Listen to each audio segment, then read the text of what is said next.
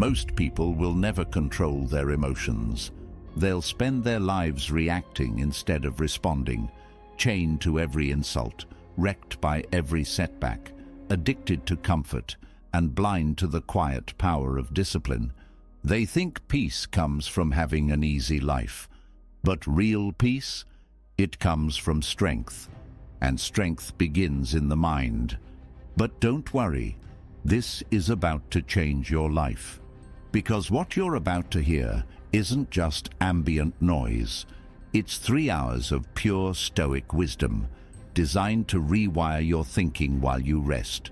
Marcus Aurelius, Seneca, Epictetus. Their words weren't meant for monks on mountaintops. They were forged in the fire of real life, meant to ground soldiers in battle, emperors in chaos, and ordinary people in unbearable pain.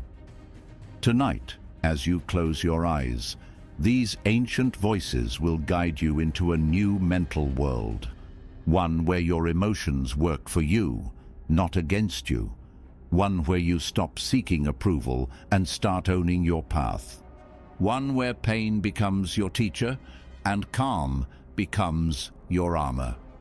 So let go of the day, put the world on mute, and allow these timeless principles to settle into your subconscious.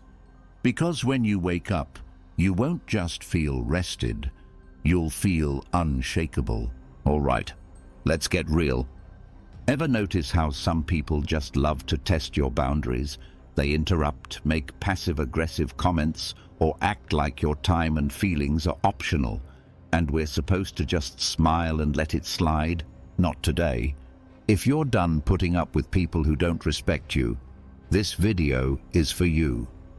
Today, I'm breaking down brutally honest, maybe even a little controversial, ways to handle disrespect without losing your cool and without sacrificing your self-respect.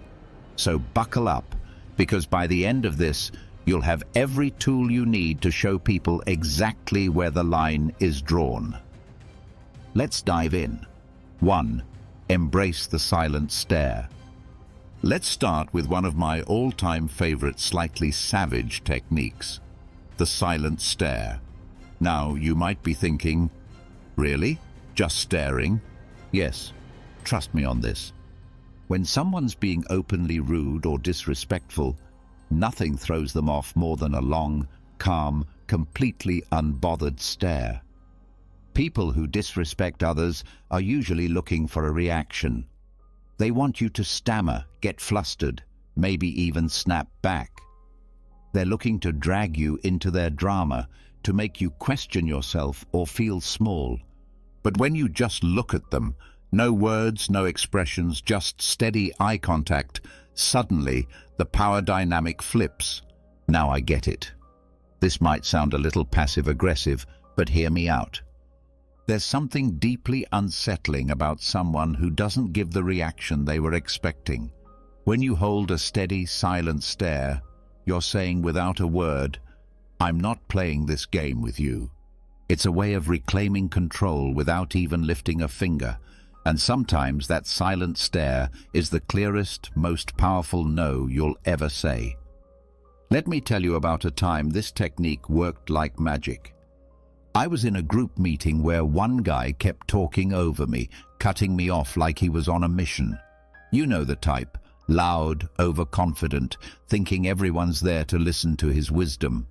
I tried interjecting, I tried being polite, but he wouldn't stop. So finally, I just looked at him. I leaned back in my chair, crossed my arms, and held his gaze. No blinking, no expression, just stared. For 5 solid seconds, I said nothing. You could feel the tension build, and the best part? Everyone else at the table started looking at him too, wondering what he'd do. You know what happened? He got uncomfortable, stumbled over his words, and suddenly looked anywhere but at me. He didn't interrupt me for the rest of the meeting. That silent stare did more than any words could have.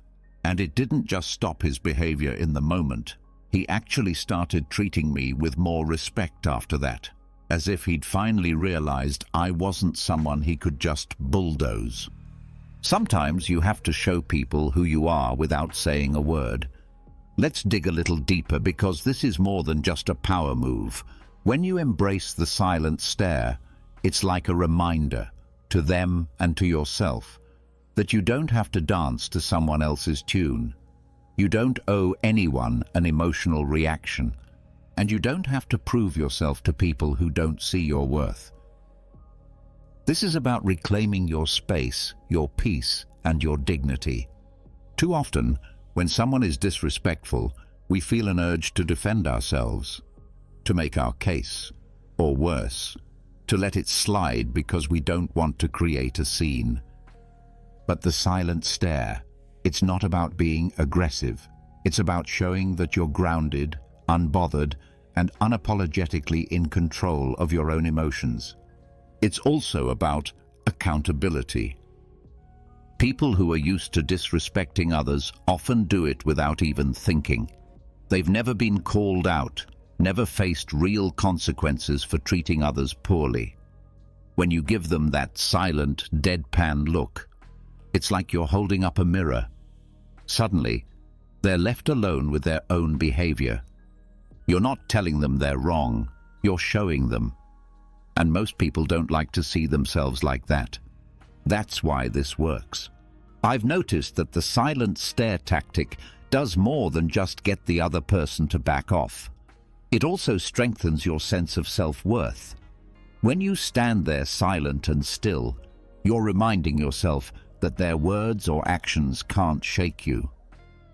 I used to be the type who'd nervously laugh off rude comments or try to explain myself when someone questioned my choices. But honestly, that just drained my energy and made me feel worse. Learning to just look at someone, to let that silence fill the room without backing down, was a game changer. It feels like a small act of defiance, a quiet but powerful declaration of self-respect. So if someone's being rude, pushing boundaries, or making you feel less than, try the silent stare. Just look at them.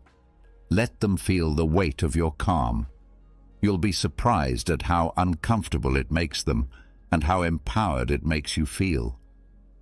The silent stare says, "I respect myself too much to get dragged into your negativity," and that's a message worth sending. 2. Embrace silence as your answer. Here's a little secret weapon that's incredibly underrated. Silence. When someone disrespects you, one of the most powerful responses is no response at all. Now I know what you're thinking. Silence feels passive, almost like you're letting them get away with it, right? But here's the truth. Silence is far from passive. It's a choice. And sometimes it's the boldest, loudest answer you can give. When someone's throwing negativity at you, they're trying to pull you into their drama, to make you feel small or defensive. But when you don't engage, when you just let their words hang in the air without responding, it forces them to sit alone with their own behavior. And that silence, it's deafening. Now here's why this works so well.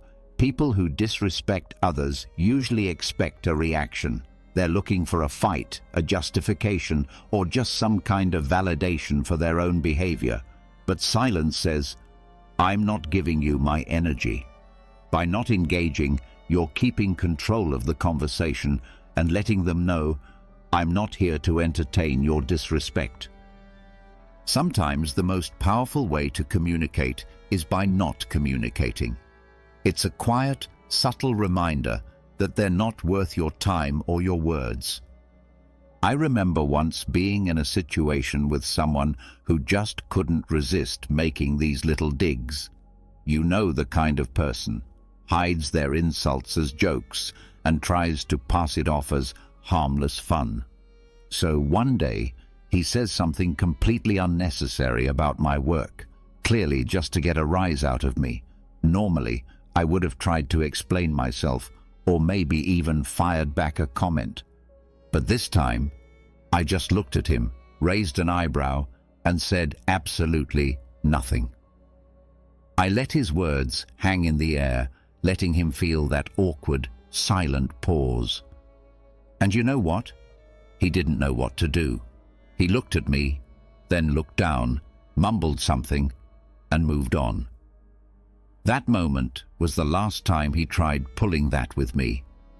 It was like he realized that if I wasn't reacting, there was no power to be gained. That's the beauty of silence. It starves disrespect of the attention it craves. Here's the deeper message.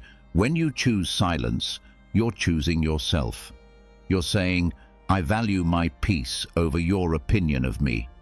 And that's not just empowering, it's revolutionary. So often, we feel pressured to respond, to explain ourselves, to defend our choices, or to prove our worth to people who frankly aren't interested in respecting us. But by embracing silence, you're refusing to play by their rules. You're taking a stand without lifting a finger. You're letting them know, you're not worth my words. It's not just about controlling the situation, it's about reclaiming your energy. Silence is like a filter. It keeps your peace intact by blocking out the negativity that others try to project onto you. The moment you stop feeling the need to respond to every rude comment or passive-aggressive jab, you free yourself. You stop giving people access to your inner world, and you start living on your own terms. I'll be real with you. Learning to use silence wasn't easy for me. I used to think that if I didn't defend myself, I'd look weak or passive.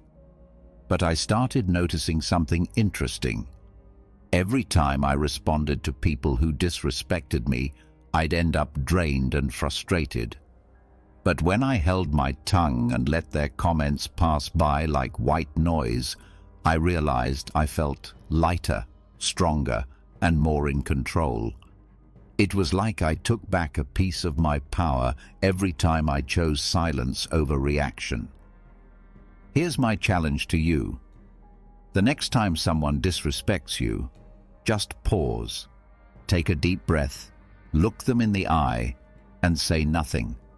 Let your silence speak for itself. You might be surprised by how uncomfortable they get and how freeing it feels for you. Embrace silence as your answer, because sometimes saying nothing is the most powerful statement of all. All right, this one's going to hit home for a lot of us. Stop explaining your choices. Seriously. How many times have you made a decision for yourself only for someone to immediately start asking, why? Why did you do that? Why didn't you go to that event? Why'd you take that job? People seem to think they're entitled to an explanation for everything we do. And here's the honest truth. They're not. Your choices are your own, and you don't owe anyone an explanation for how you live your life. It might sound controversial, but let's face it. If someone's questioning your choices, they're often not looking to understand. They're looking to judge. They're looking to poke holes, make you doubt yourself, or feel better about their own decisions by making you second-guess yours. You don't have to play along.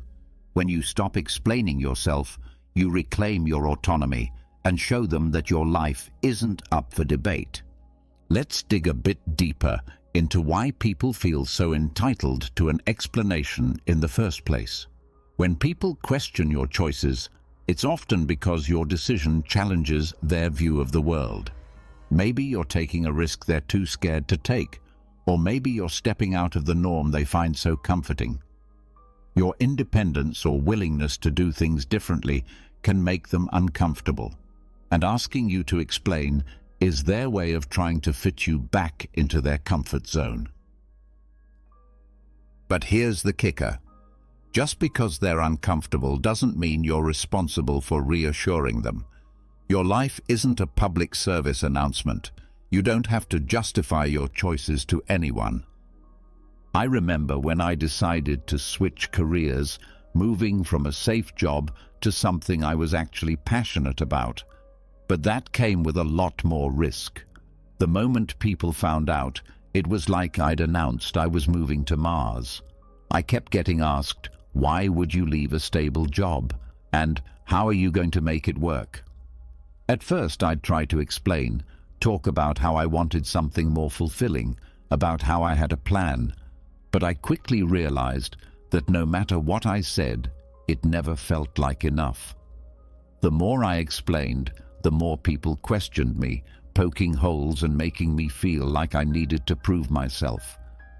Then one day, I decided to try something new. When someone asked, "But why would you leave that job?" I simply replied, "Because I wanted to." No extra details, no breakdown of my strategy, just a simple answer. And let me tell you, it felt amazing.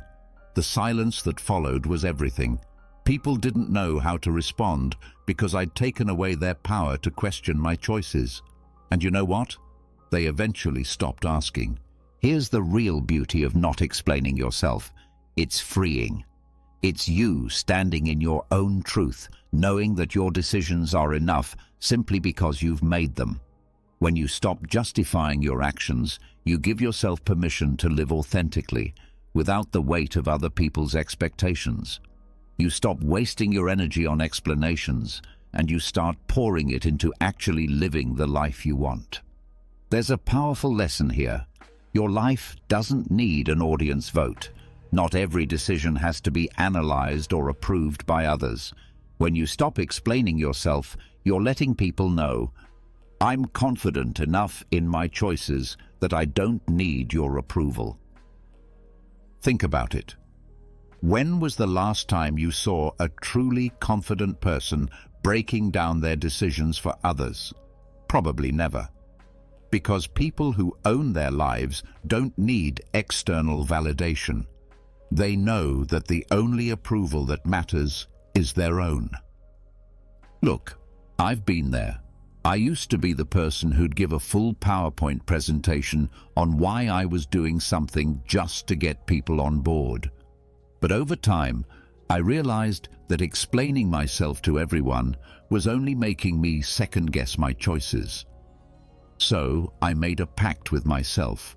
If someone asks me about a decision, I'll answer briefly, maybe give a sentence or two.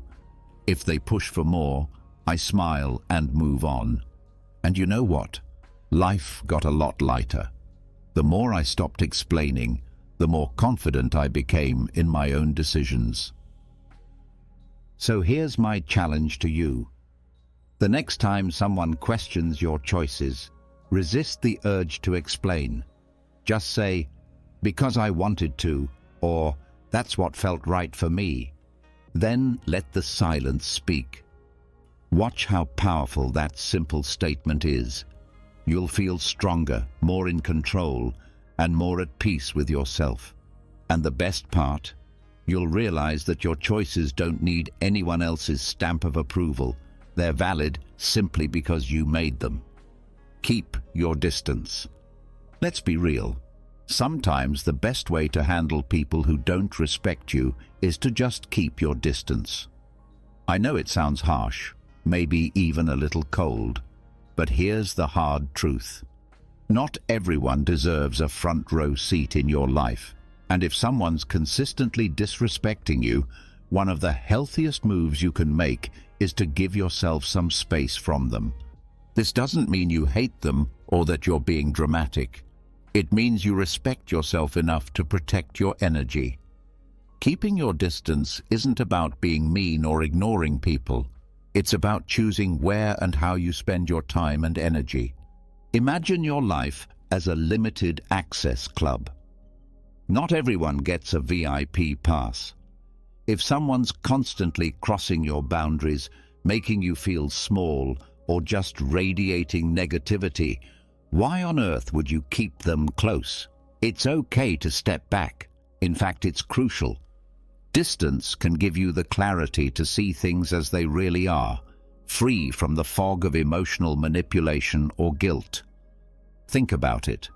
When you keep people who disrespect you close, It's like inviting them to a mental and emotional buffet where they take, criticize, and judge as much as they want. And then we wonder why we feel drained, anxious, or frustrated. Giving yourself space from these people is an act of self-preservation. It's about protecting your mental health, preserving your peace, and making room for people who actually respect and uplift you. Letting go of the guilt around distancing yourself can be liberating. You're not obligated to keep disrespectful people in your orbit. I'll share a little story. I once had a friend who would always find a way to make snide comments about every choice I made, my career, my relationships, even my taste in music. At first I thought, well, that's just how they are. Maybe I'm overreacting. So I kept them around, kept trying to brush it off, thinking it wasn't that big of a deal. But over time, those little jabs started getting under my skin. I realized I was walking on eggshells, always bracing myself for the next criticism or the next joke that felt more like a punch. One day, I decided to try a different approach. I didn't make a big announcement or call them out. I just started limiting my time with them. Instead of seeing them every week, I'd see them maybe once a month. And guess what? I felt lighter. I felt freer. And in that space, I realized just how toxic that friendship had become. Distancing myself gave me the mental clarity to see that I deserved better friends. Friends who would build me up instead of tearing me down. Here's the thing. Some people are going to tell you that keeping your distance is selfish. They'll say, but they're family, or you've been friends for years. It can feel uncomfortable, maybe even a little taboo, to admit that someone you know well just isn't good for you. Society tells us to be loyal, forgiving, and nice, but at what cost? Here's a little secret. Protecting your peace isn't selfish, it's necessary. You're not here to be anyone's emotional punching bag or their constant source of validation. Sometimes the best way to show someone you've had enough is by simply stepping back. Here's where it gets deep. Keeping your distance is a powerful reminder that you are your own priority. You don't have to play the role someone else has assigned to you. You don't owe anyone access to your mind, your time, or your emotions. When you put a little space between yourself and disrespectful people, you're making a statement. Your well-being comes first, and that's not just self-care, it's self-respect. Distance also gives you the chance to focus on the relationships that matter, the ones that genuinely uplift you. Think about it. The more time you spend around people who respect you, the more confident and fulfilled you feel. The less time you spend around those who tear you down, the less room they have to impact your thoughts, your mood, and your life. I used to feel so guilty about distancing myself from people, even if they weren't treating me well. I'd think, what if they think I don't care? Or maybe I'm overreacting. But over time, I learned that distancing myself wasn't just about removing negativity, it was about creating space for growth. When I started giving myself permission to distance from disrespectful people, I felt a new kind of freedom. I had more energy, more peace, and a clearer vision of who I wanted in my life. So, here's my challenge to you. Think about the people in your life who constantly disrespect you, who make you feel small or drained. Then ask yourself, do they really deserve this much access to me? Hold your head high. All right, let's talk about an old school classic that never goes out of style. Holding your head high. Now, I know this might sound like generic advice, but trust me, this one is pure gold when dealing with people who don't respect you. Here's the thing. When someone is disrespectful, they're banking on making you feel small. They want you to doubt yourself, to lower your eyes, to shrink into yourself. But when you stand tall and hold your head high, you're saying, without a word, I know exactly who I am, and nothing you say or do will make me feel less. Here's what's powerful about this. Confidence makes people uncomfortable, especially people who disrespect others. Why? Because they rely on the idea that their words or actions have the power to influence you, to control you in some way. When you refuse to let their disrespect touch you, when you literally stand taller and hold your head up high, you're showing them that they don't have the power to bring you down. You're unbreakable, and people who thrive on disrespect don't know what to do with that. It throws them off balance. It makes them question their power, not yours. I remember being in a situation with someone who just couldn't resist throwing little insults my way every time we met. You know the type. Always a smirk, always a joke that feels more like an attack. I used to try and brush it off, but honestly, it got to me. I found myself starting to dread being around them, feeling like I had to defend myself every time. But then, one day, I decided I was done feeling small. I showed up, shoulders back, head high, and every time they made one of their little comments, I just looked them in the eye, smiled, and carried on like nothing had happened. And you know what happened? They actually started backing off. It's like they could sense that their comments weren't reaching me anymore, that I was too far above that nonsense. And suddenly, their power faded. There's something magnetic about holding your head high. It's like a silent force field that says, I'm untouchable. Now, here's where it gets a little spicy. People who don't respect you often hate seeing you confident. It messes with their worldview. They want to believe they're above you, that they've got something on you. And when you walk around confidently, it disrupts that narrative. To them, it's almost offensive. Society doesn't always know what to do with people who are unapologetically sure of themselves, especially when they refuse to let others' negativity define them. And let's be real, that can make you a bit of a target. But here's the thing. Holding your head high isn't about them. It's about you. It's about living as if you're fully aware of your worth, as if you've got nothing to prove. That can feel like a radical act of self-respect. When you hold your head high, you're making a statement about your self-worth.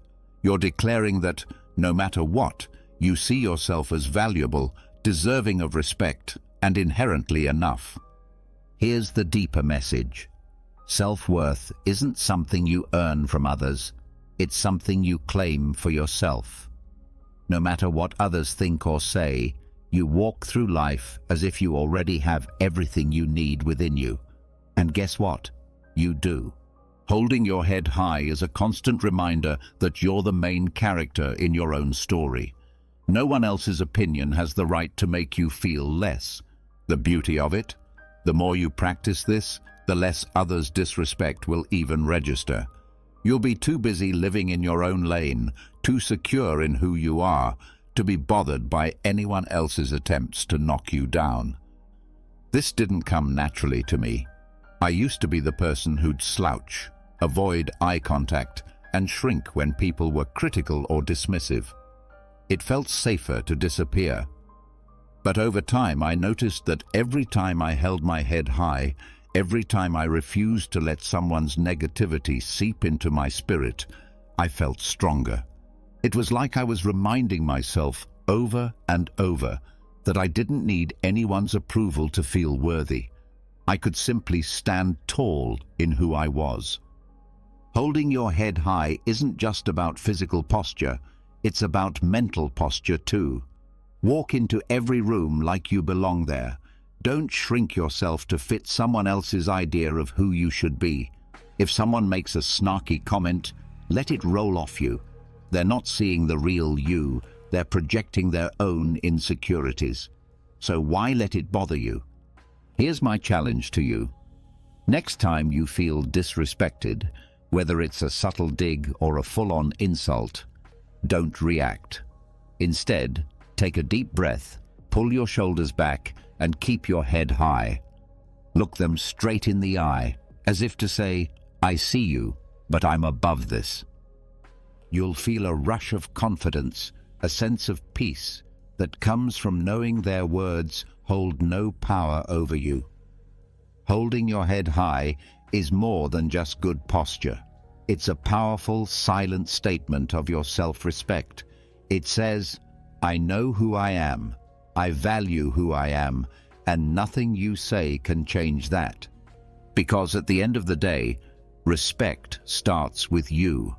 The more you respect yourself, the less room there is for anyone else's disrespect to stick. Stand tall, own your worth, and remember, you're worth every bit of that confidence. Life's too short to spend it bending over backwards for people who can't see your value. You don't need anyone's permission to stand tall, protect your peace, and live life on your terms. People will try to bring you down, test your boundaries, and question your choices. That's just the world we live in. But here's the thing. You get to decide what energy you let in. You set the standard for how you're treated. The best part?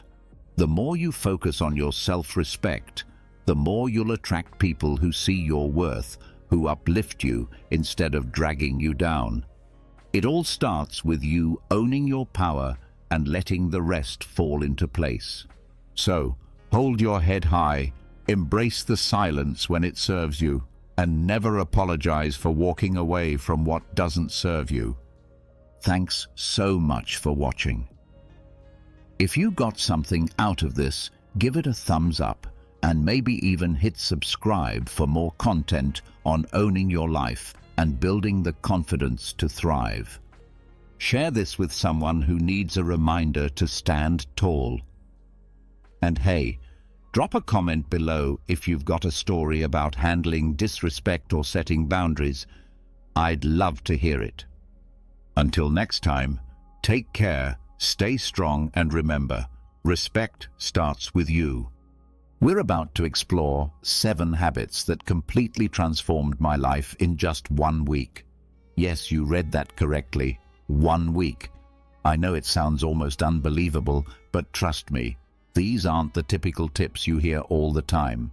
These are real, honest habits that I personally incorporated into my daily routine. I experienced the struggles, the breakthroughs, and the growth, and the change I underwent was nothing short of amazing. I'm excited to share these with you because they've made such a profound difference in my life, and I believe they can do the same for you. Whether you're aiming to boost your productivity, improve your mental health, or make a positive change in your daily life, these habits can help you get there. So grab a cup of coffee, get comfortable, and let's dive in. Stick with me until the end, because these habits aren't just theoretical. They're practical steps that you can begin implementing today. I'll also share personal stories and insights from my own journey, giving you a candid look at how these habits worked for me. Let's get started. The first habit that truly changed my life was waking up early. Let's be real, I was never a morning person. My bed was my sanctuary, and I used to hit the snooze button far too many times. Mornings always felt rushed, and I often felt like I was starting my day off wrong. But I decided to try waking up early, and let me tell you, it was a game changer. I began setting my alarm for 5 a.m., and the first few days were tough. I dragged myself out of bed, feeling groggy and questioning whether this was worth it. But I pushed through, and by the 3rd day, something incredible happened. I began to appreciate the peacefulness of the early morning hours. There was something almost magical about being up before the rest of the world, when everything was still and calm. With those extra hours in the morning, I had time for things I'd never been able to fit into my day before. I started with some light exercise, nothing intense, just stretching or a short jog around the neighborhood. This helped wake me up and energized me for the rest of the day. I also took time to meditate and set my intentions for the day. These few moments of mindfulness had a huge impact on my overall mindset and productivity. An unexpected benefit of waking up early was that I no longer felt rushed. I had plenty of time to enjoy a healthy breakfast, savor my coffee, and plan out my day. This calm, unrushed start set a positive tone for the entire day. I felt more organized, less stressed, and had a greater sense of control over my time. One memory that stands out was the morning I watched the sunrise from my balcony. It was such a simple moment, but deeply beautiful. As the sky changed colors and the world slowly came to life, I felt an overwhelming sense of gratitude and peace. It was in that moment that I truly understood the power of waking up early. I encourage you to give it a try, even if it's just for a week. Start by waking up just 15 minutes earlier than usual and gradually increase that time.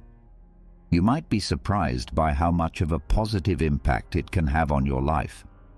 It's not just about gaining extra hours in the day, it's about using those hours to create a more mindful, intentional, and fulfilling start to your day. Speaking of daily habits, daily exercise was habit number 2 that truly transformed my life. Let me be upfront. I wasn't always the most active person. I used to find every excuse in the book to avoid working out. I'm too tired, I don't have time, or I'll start tomorrow. Sound familiar? But one day, I decided that enough was enough. I made a commitment to move my body every single day for a week, and the results were incredible. I started small, just 20 minutes a day, mixing up yoga, jogging, and strength training. I wanted to keep things interesting so I wouldn't get bored and quit halfway through. The first few days were tough. My muscles were sore, and I felt exhausted, but I reminded myself why I was doing this, to feel better both physically and mentally. By the 4th day, something amazing happened. I woke up feeling more energized. My mood had improved drastically. I was less irritable and much more positive. I realized that those 20 minutes of exercise weren't just about burning calories or building muscle. They were about giving myself time to focus on me, to release stress, and to boost my endorphins. One morning, I remember lacing up my sneakers for a jog. It was a crisp, clear day, and as I ran, I felt a sense of freedom and clarity that I hadn't experienced in a long time. It was just me, the open road, and my thoughts. That connection to myself and the world around me was truly empowering. I also started to see physical changes. My posture improved, I felt stronger, and I noticed a difference in my overall fitness. But the biggest change was in my mindset. Exercise became my time to disconnect from the world and reconnect with myself. It became a form of self-care rather than a chore. Another personal highlight was trying yoga for the first time. At first, I was hesitant, thinking I wasn't flexible enough or that it wouldn't be a real workout. But after a few sessions, I fell in love with it. Yoga taught me to be present, to breathe deeply, and to listen to my body. It was a transformative experience that went beyond just physical benefits. Incorporating daily exercise into my routine made me realize that taking care of my body directly impacted my mental health and overall happiness. It's not about being perfect or pushing yourself to extremes. It's about finding a form of movement that you enjoy and making it a regular part of your life. So if you're like I was, struggling to get started, my advice is to begin small. Find something you enjoy, whether it's dancing, hiking, or just going for a brisk walk. Commit to just a few minutes a day and gradually build up from there. Trust me, the benefits you'll experience will be well worth the effort. Exercise is a habit that can transform not just your body, but your entire outlook on life. Habit number 3 is journaling. Now, I used to think journaling was just for people who had loads of free time or were naturally introspective. I was skeptical. I mean, who has time to sit down and write about their day when there's so much going on? But after just 1 week of consistent journaling, my perspective completely shifted, and it became a cornerstone of my personal growth journey. I started simple. Every night before bed, I dedicated just 10 minutes to journaling. I bought a plain notebook and a pen that felt comfortable in my hand. No fancy apps, no pressure to make it look pretty, just me and my thoughts. The first night I sat down to write, I didn't know where to begin. But as I kept writing, I found that I was not only reflecting on my day, but also gaining insights into myself, my thoughts, and my emotions. It became an important practice that helped me process my day, focus on gratitude, and set intentions for the future. The first night, I stared at the blank page, unsure of what to write. But then, I began with something basic: how my day went, what made me happy, and what I struggled with. As the days passed, I began to dive deeper. I wrote about my goals, my fears, my dreams, and even my insecurities. It felt like having a conversation with myself, and that's when the magic happened.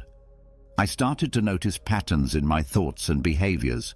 I realized that some of the things I worried about were completely out of my control, while others were areas where I could take actionable steps. One night, I wrote about a particularly stressful day at work. By putting my thoughts on paper, I was able to process my emotions better. I wrote about what specifically stressed me out, how it made me feel, and what I could do differently next time. This simple act of reflection helped me gain clarity and feel more in control of my emotions. Another powerful aspect of journaling was tracking my progress. I noted down small victories and milestones, no matter how minor they seemed. Looking back at these entries filled me with a sense of accomplishment and motivated me to keep pushing forward. For example, I wrote about a presentation I was nervous about and how I prepared for it. Seeing my preparation process and the positive outcome documented in my journal was incredibly encouraging. I also started a gratitude section in my journal. Every day, I wrote down 3 things I was grateful for. This practice shifted my focus from what was lacking in my life to appreciating what I already had. It was a simple yet profound shift that brought more positivity into my daily life. One particularly memorable entry was about a random act of kindness I experienced. A stranger helped me when I was struggling with my grocery bags. Writing about this act of kindness not only made me feel grateful, but also inspired me to pay it forward. Through journaling, I discovered a lot about myself, my desires, my fears, my strengths, and my weaknesses. It became a form of therapy, a way to untangle the complex web of thoughts and emotions that we all carry around. It provided a safe space where I could be completely honest with myself without fear of judgment. If you've never tried journaling, I highly encourage you to start. Don't worry about writing perfectly or having profound thoughts. Just write whatever comes to mind. It could be a stream of consciousness, a recap of your day, or reflections on a specific event. Give yourself the freedom to express whatever you're feeling. You might be surprised at how much clarity and peace it brings into your life.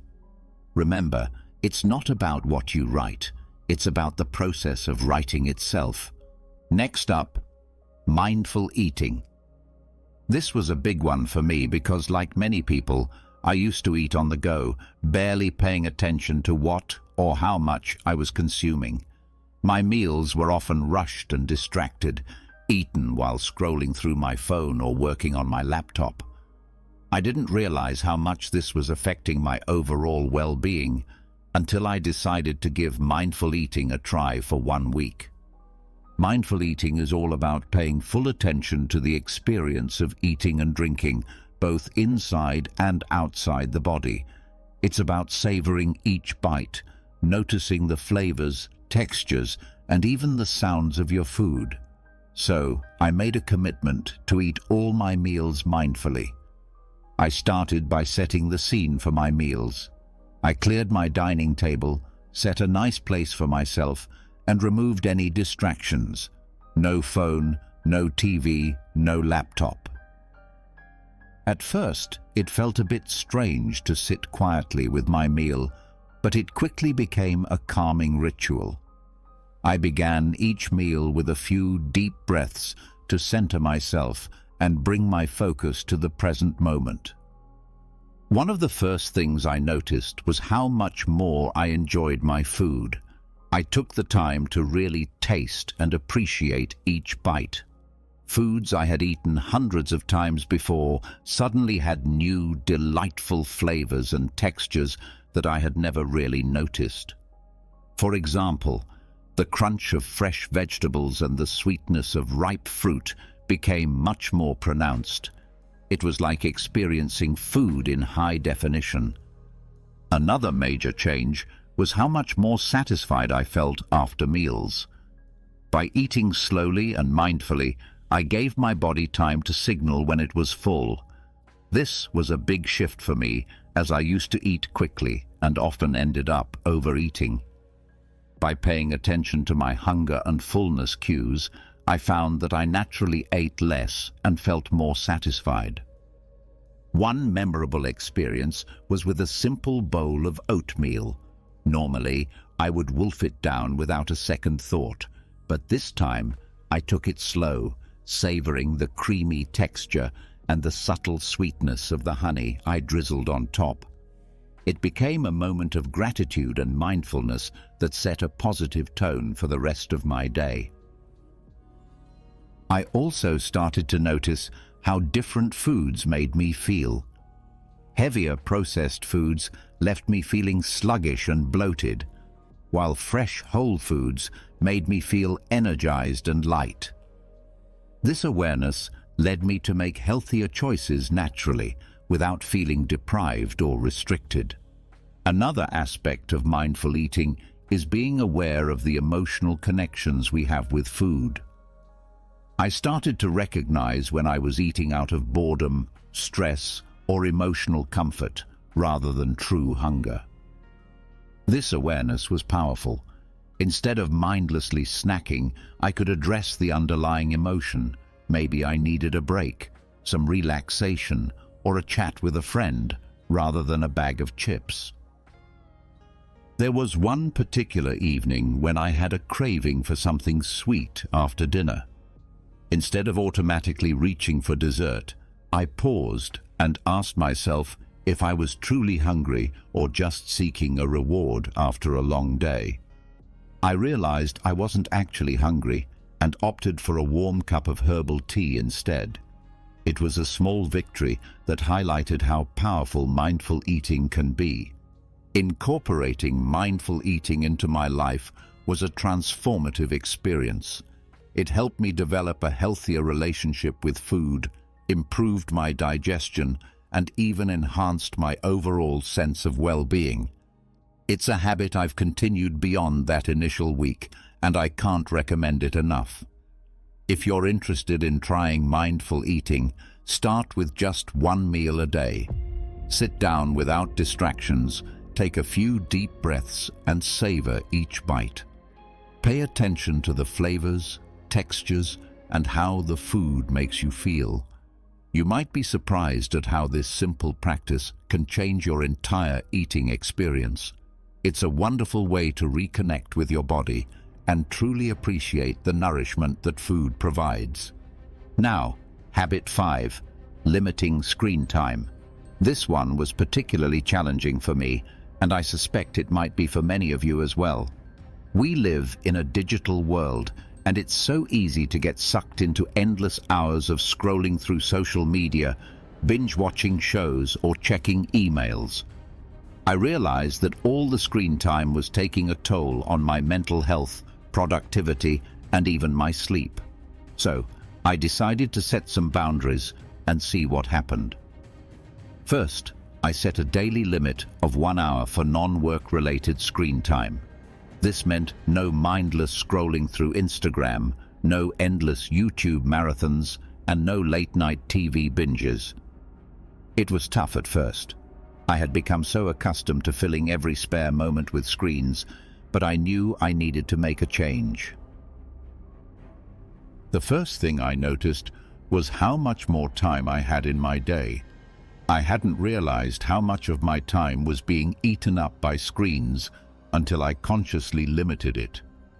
With those extra hours, I found myself rediscovering old hobbies and interests that I had neglected. I picked up a book I had been meaning to read, started doodling and drawing again, and even tried my hand at cooking new recipes. One evening, instead of watching TV after dinner, I decided to take a walk in the park. The fresh air, the sounds of nature, and the simple act of moving my body felt incredibly rejuvenating. It was a stark contrast to the usual screen-induced lethargy.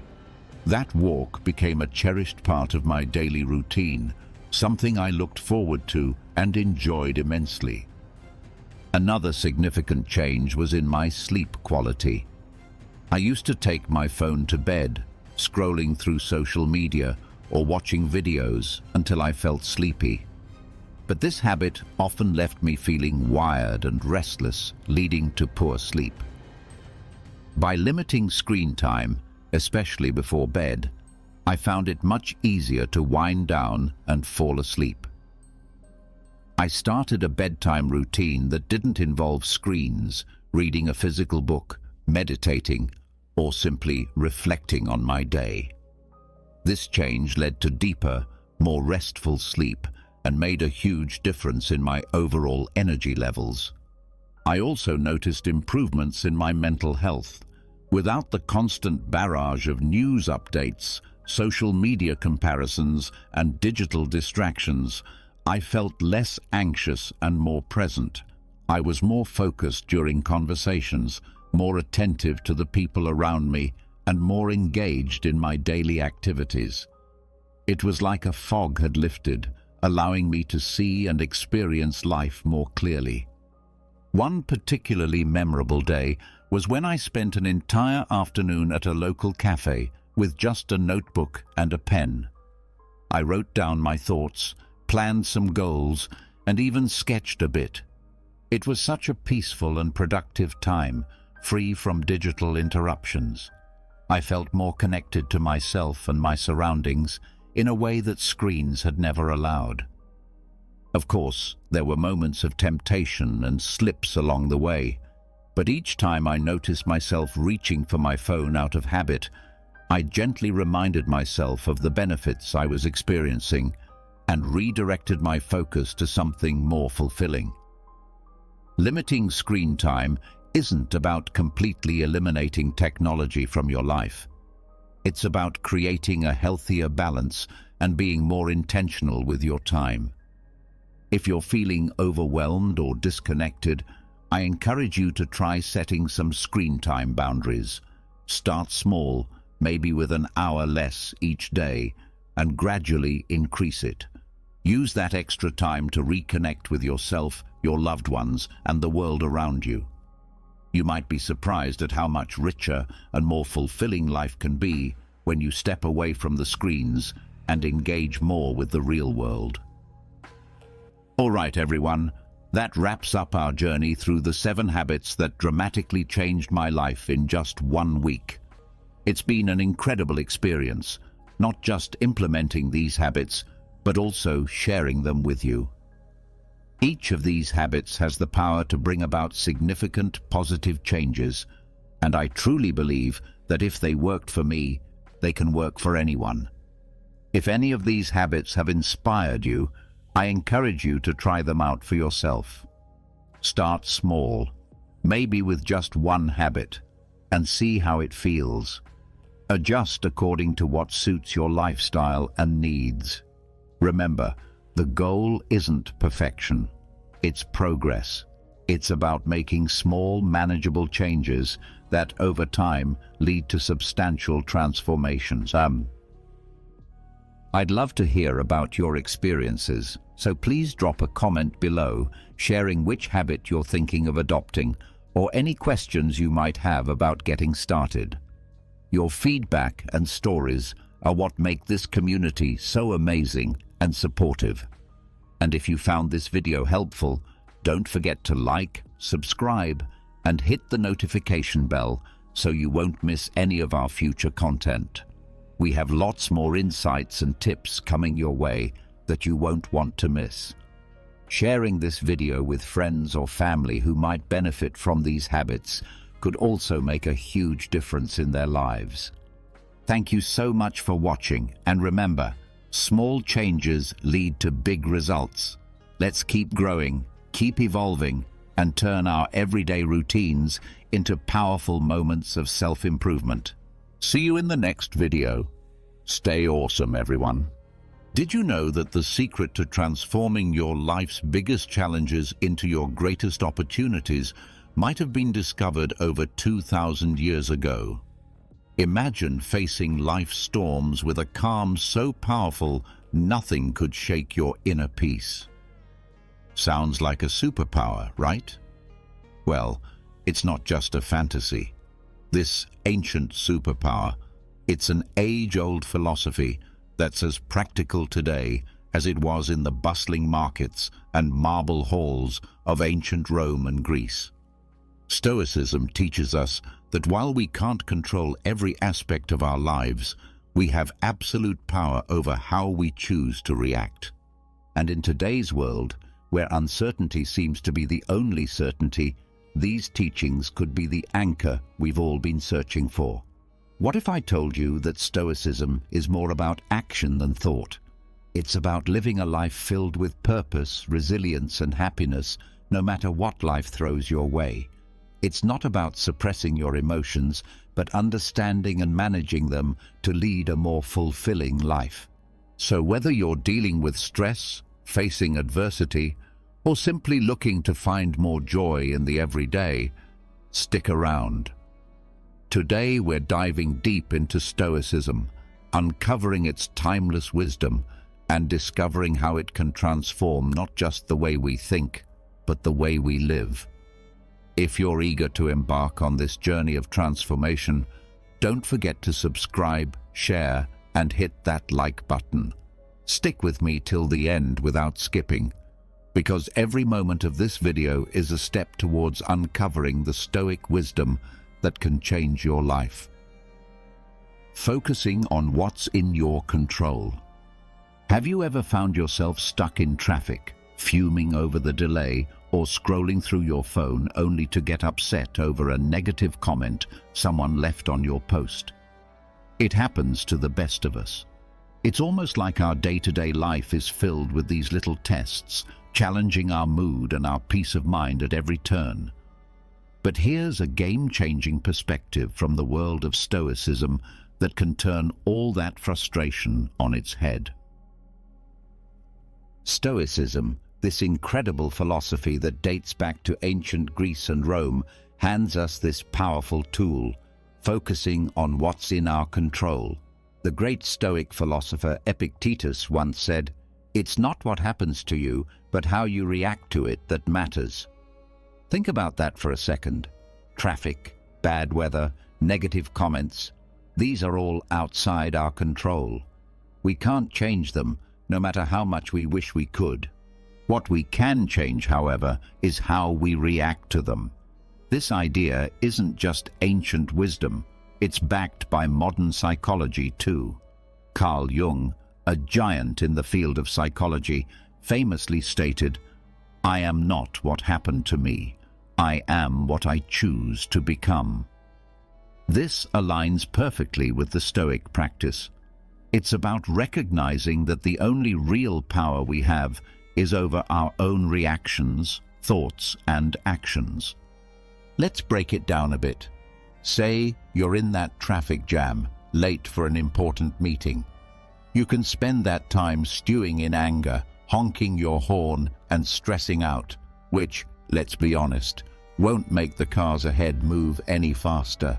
Or you can take a deep breath, accept the situation, and maybe use the time to listen to a podcast, an audiobook, or simply enjoy some music. The traffic hasn't changed, but your response to it has. And with that shift, your stress levels drop and your day looks a bit brighter.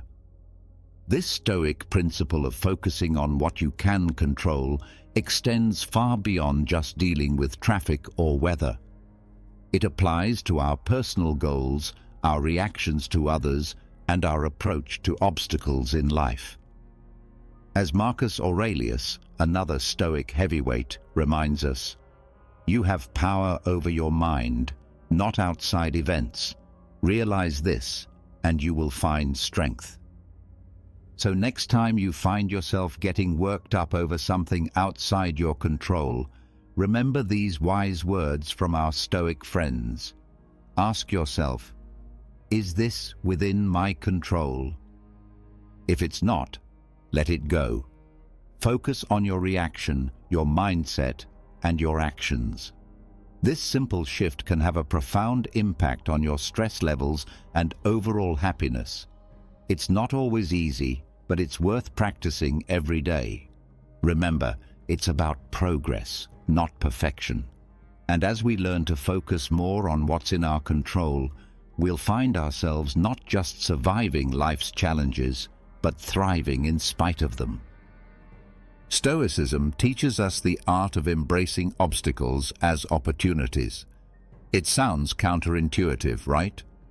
Most of us are programmed to view obstacles as just that, barriers to our success and happiness. But Stoics like Marcus Aurelius, Seneca, and Epictetus flip this narrative on its head. Embracing obstacles as opportunities. They tell us when life throws you a curveball, instead of asking, why me? Ask, what can I learn? This is a game changer. Marcus Aurelius, the Roman emperor and a Stoic philosopher, penned in his personal writings, "The impediment to action advances action. What stands in the way becomes the way." What he means here is that every obstacle, no matter how daunting, not only tests our resilience, but also teaches us valuable lessons. It's about finding the silver lining in tough situations and using it to fuel our growth. This perspective isn't just ancient philosophy. It's backed by modern thinkers too. The famous psychologist Carl Jung said, "What you resist persists." By fighting against obstacles, we give them more power over us, but by accepting and learning from them, we can overcome them. This Stoic mindset is about transforming challenges into stepping stones towards becoming stronger and wiser. Let's make it practical. Say you're facing rejection from job applications. It's easy to fall into a spiral of self-pity and doubt, but what if you viewed each rejection as feedback? Maybe there's a skill you need to improve or a new strategy for your job search. That shift in perspective can turn a series of rejections into a path for professional development. Another example is personal conflicts. They're uncomfortable and stressful, but they also offer a chance to practice patience, empathy, and communication skills. Every disagreement is an opportunity to understand different viewpoints and to refine our conflict resolution abilities. The essence of embracing obstacles as opportunities lies in asking ourselves, what can this situation teach me? Instead of being passive victims of circumstance, we become active learners and problem solvers. This doesn't mean that facing obstacles becomes easy, but it does mean that we approach them with a mindset geared towards growth and learning. Epictetus once said, "It's not what happens to you, but how you react to it that matters." This is the heart of Stoicism. It's about seeing beyond the immediate pain or frustration of an obstacle and finding the lessons and opportunities it presents.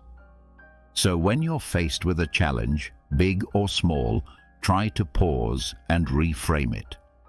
Ask yourself what you can learn from the situation and how it can make you stronger and wiser. Remember, obstacles aren't just hurdles to overcome, they're opportunities to grow. By adopting this Stoic mindset, we can navigate life's ups and downs with more grace, resilience, and wisdom. It's something we hear about all the time, right? Live in the now. But what does that really mean, and why is it so important? Living in the present moment is about fully embracing and experiencing where you are at this very second, not letting your mind wander off to the worries of tomorrow or the regrets of yesterday. It's about realizing that life, with all its beauty, challenges, and surprises, happens in the now. This concept isn't new. It's been a cornerstone of Stoic philosophy, echoed by great minds like Marcus Aurelius, Seneca, and Epictetus. And it's been reiterated by modern psychologists and thinkers. Let's start with the Stoics. Marcus Aurelius once said, "Do not dwell in the past. Do not dream of the future." Living in the present moment. Concentrate the mind on the present moment. He understood that the power of living in the present lies in its ability to ground us, to clear our minds of distractions, and to allow us to appreciate the richness of life as it unfolds. But why is it so hard to stay present? Our minds are often cluttered with thoughts, worries about what's next, or replaying things that have already happened.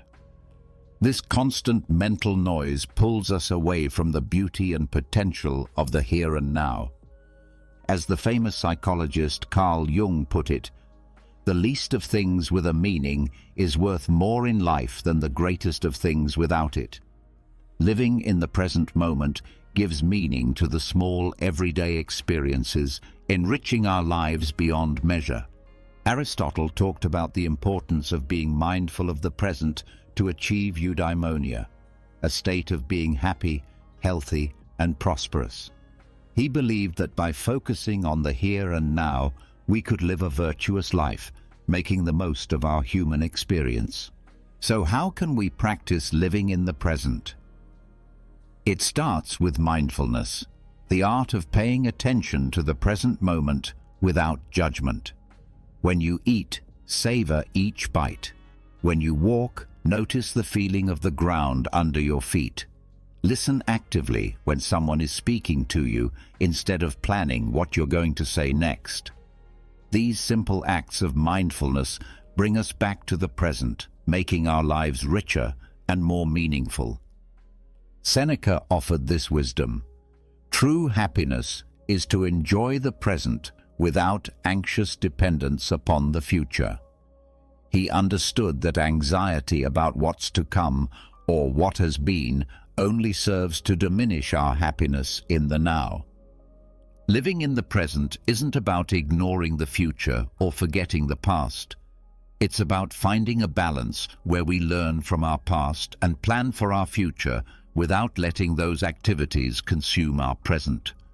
It's in this balance that we find peace and contentment. Remember, every moment is an opportunity to reset and refocus on the now.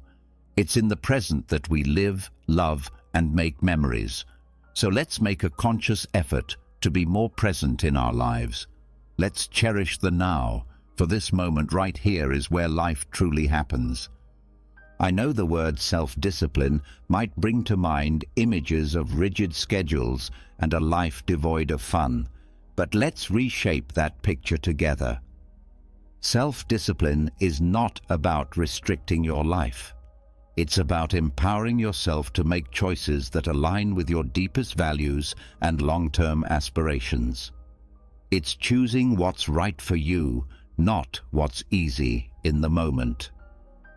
At its core, building self-discipline is about mastery over ourselves. It's about saying yes to things that serve us and no to things that don't, even when it's tough. Think about it. Whether it's sticking to a workout routine, saving money instead of impulse buying, or turning off Netflix to focus on a project, these choices might not deliver instant gratification, but they pave the way for long-term satisfaction and success. Stoic philosophy has a lot to say about self-discipline. Marcus Aurelius, the Roman emperor and Stoic philosopher, once wrote, "You have power over your mind, not outside events. Realize this, and you will find strength." This powerful statement highlights the essence of self-discipline. It's about controlling our impulses, building self-discipline, emotions and actions despite the external temptations and distractions that life throws our way. Seneca offers wisdom on the subject too.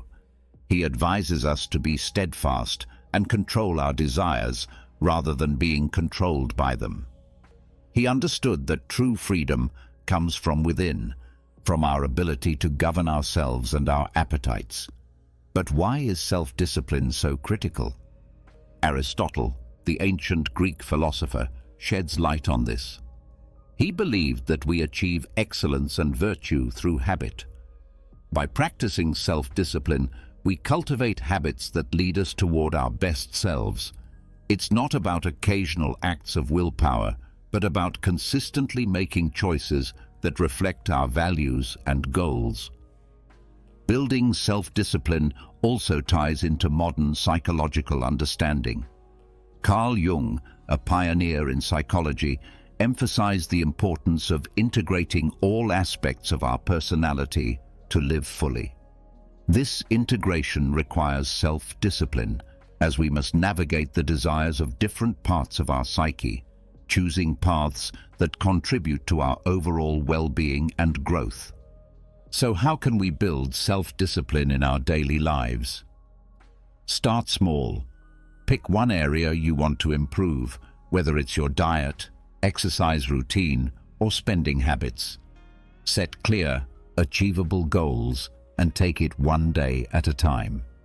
Remember, every time you make a choice that aligns with your goals, you're building the muscle of self-discipline. Epictetus reminds us, "No great thing is created suddenly." Self-discipline is built through small, consistent actions. It's about progress, not perfection. Every day presents new opportunities to practice self-discipline, to choose actions that move us closer to who we want to be. Building self-discipline is a journey. It's about finding balance between what we want now and what we want most. It's about making choices that might be hard in the moment, but will bring us closer to our goals, happiness, and peace in the long run. So let's commit to this journey together, supporting one another in choosing what's right, not what's easy. Remember, in the realm of self-discipline lies the path to achieving our dreams and living a life we truly love. When life throws its curveballs, we all experience a whirlwind of emotions. Feeling angry, sad, or frustrated is a natural part of being human. But here's the kicker. It's not just about the emotions we feel, it's about how we handle them. That's where the magic of emotional resilience comes in. Emotional resilience is like this superpower that allows us to navigate through life's storms with grace and come out stronger on the other side. It's about acknowledging our emotions, understanding them, and then taking positive steps to move forward rather than being swept away by the tide of our feelings. The Stoics had a lot to say about this. Marcus Aurelius, for example, reminds us, "You have power over your mind, not outside events. Realize this, and you will find strength." This profound insight touches the essence of emotional resilience.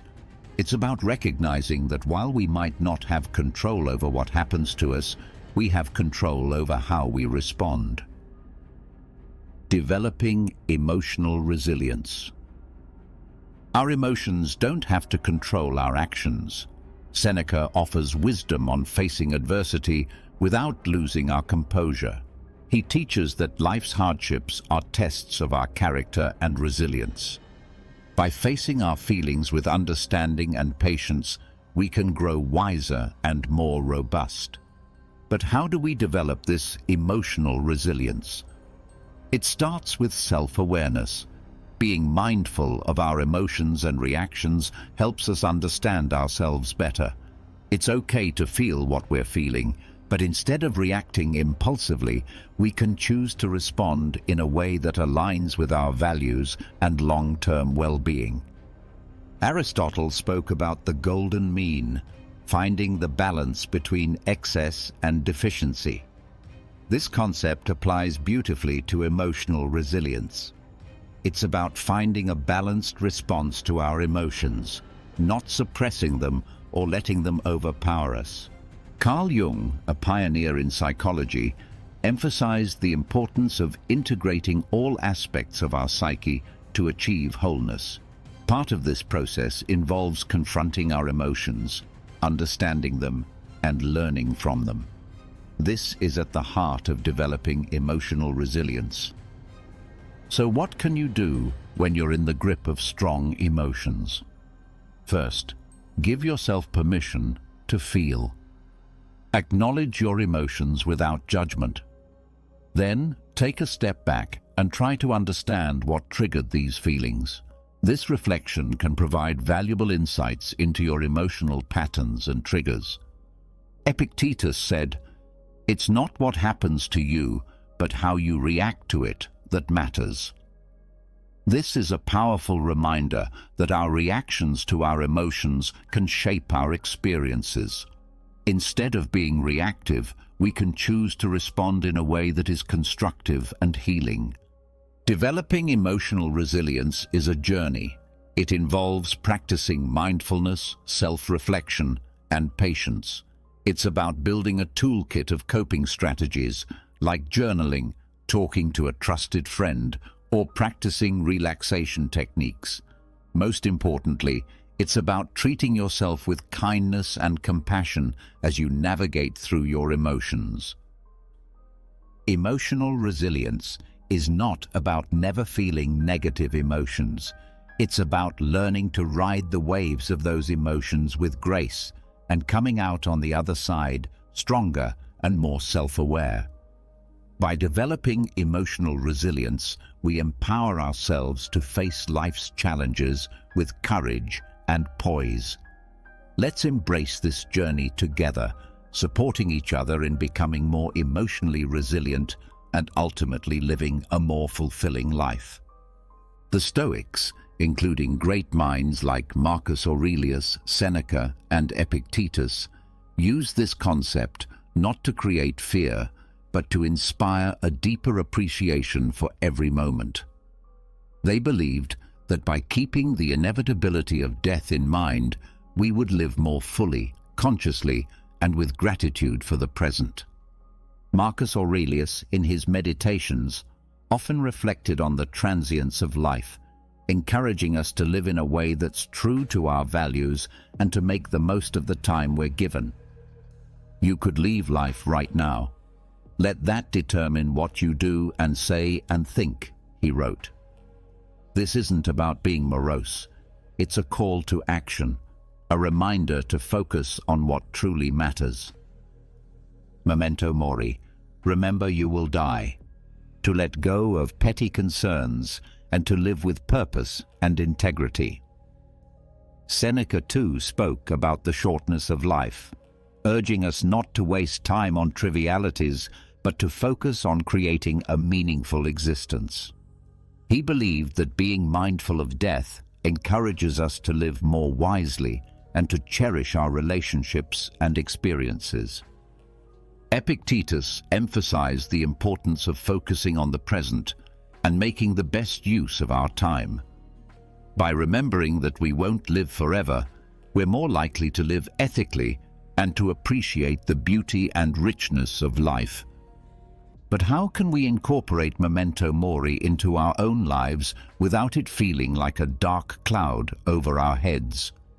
It starts with shifting our perspective. Instead of seeing the awareness of death as something fearful, we can view it as a powerful motivator to live our lives to the fullest. It's about embracing the present, not postponing our dreams or happiness for some undefined future that's not guaranteed. Think about the things you've been putting off. Maybe it's pursuing a passion, reconnecting with loved ones, or simply taking time to appreciate the small joys of everyday life. Memento mori reminds us not to take our time for granted. It encourages us to live more authentically, to say what we mean, to love openly, and to be present in our lives. This concept also teaches us to appreciate the impermanence of life, which in turn deepens our gratitude for the moments we have.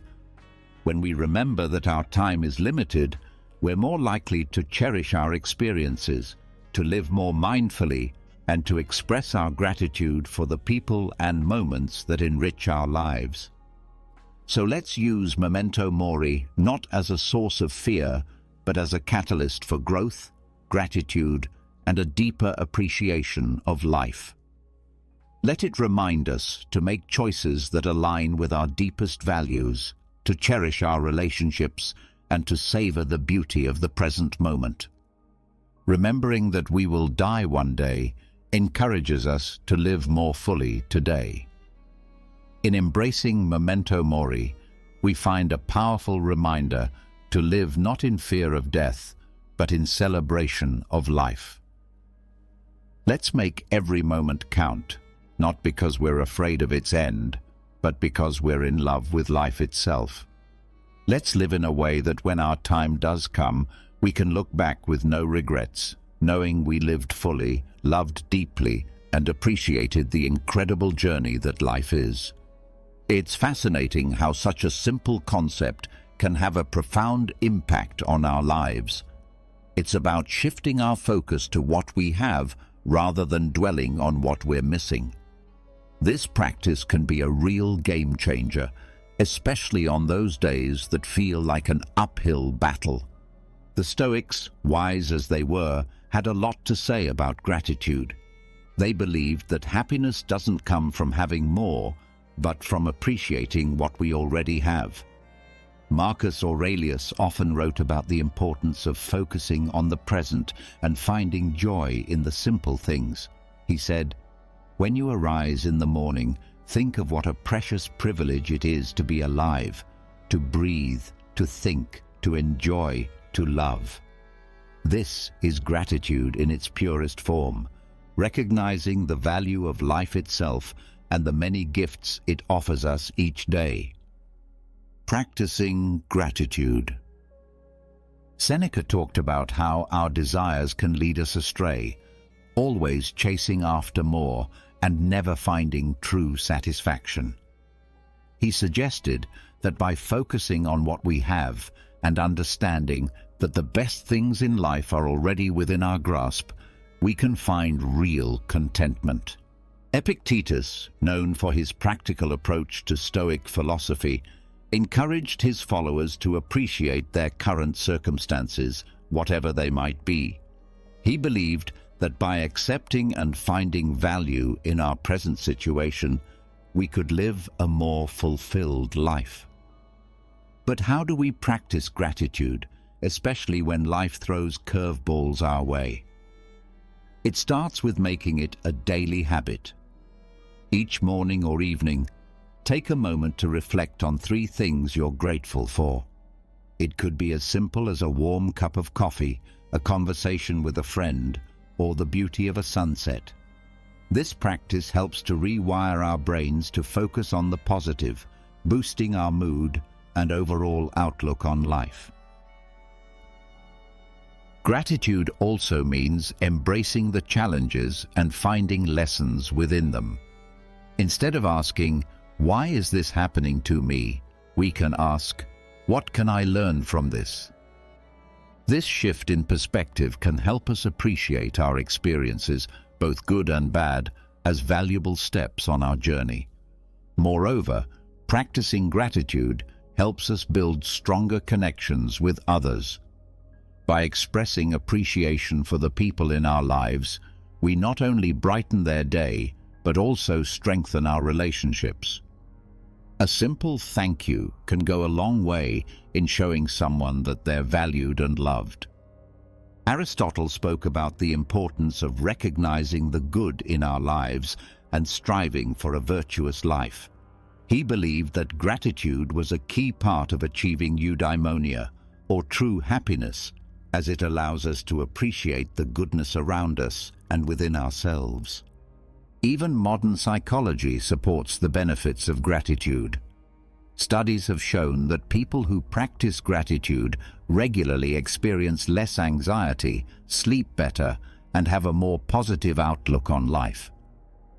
It's like Carl Jung said, the word happiness would lose its meaning if it were not balanced by sadness.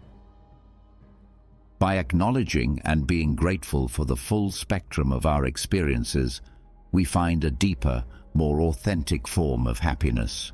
So let's make gratitude a cornerstone of our daily lives.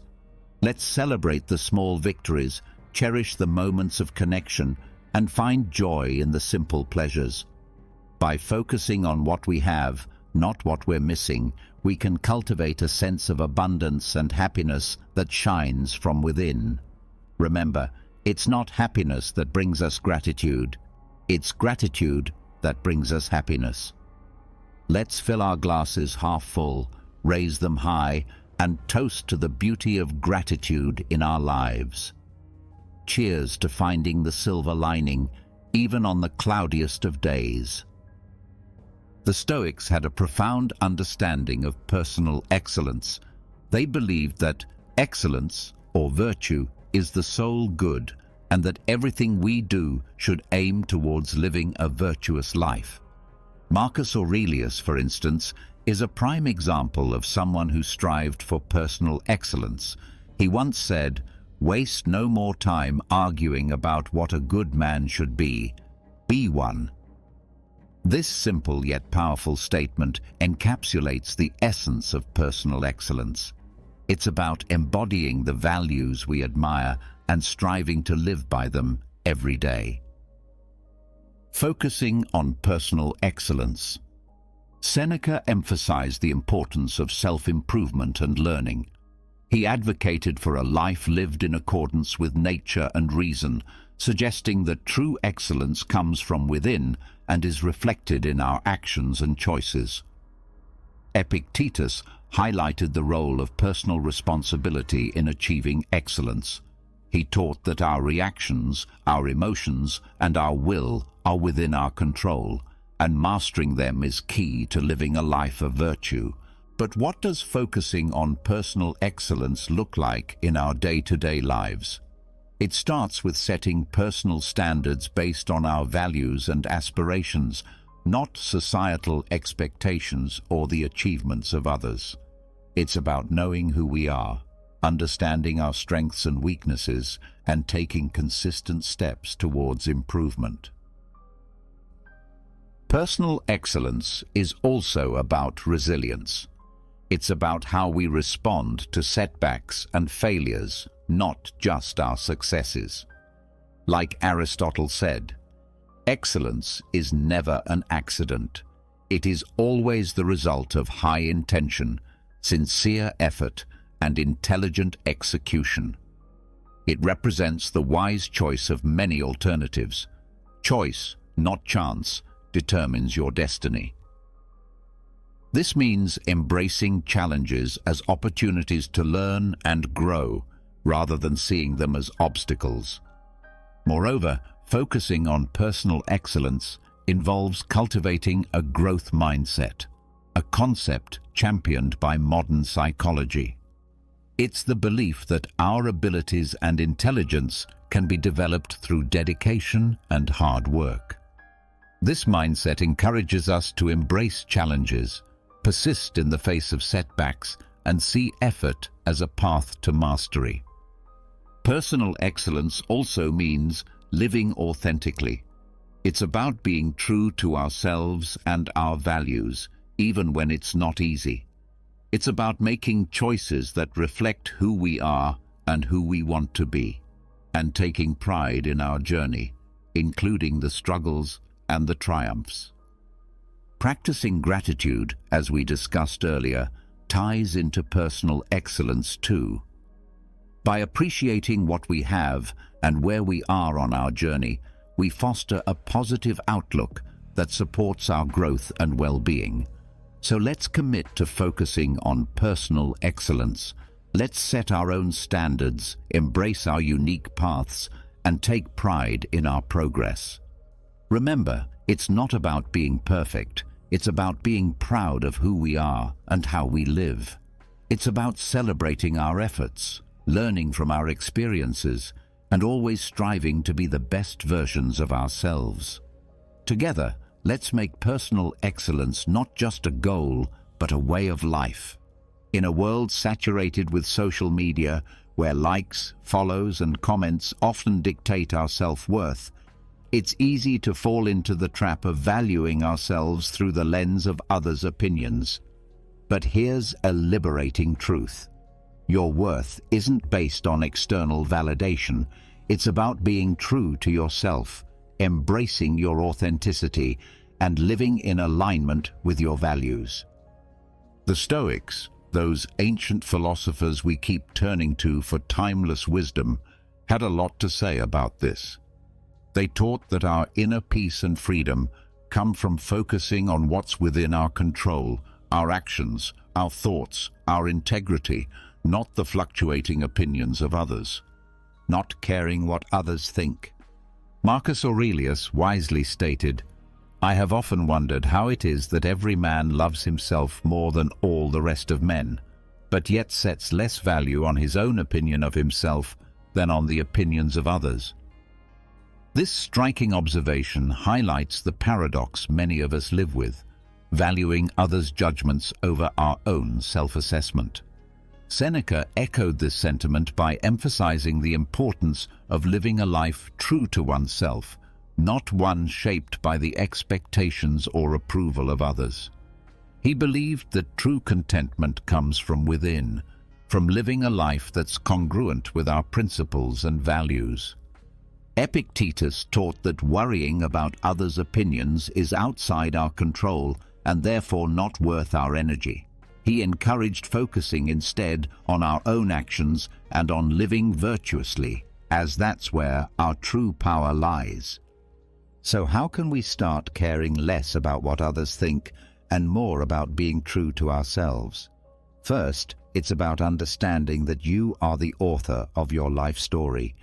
You have the power to define your worth, not society, not your social media followers, nor the people around you.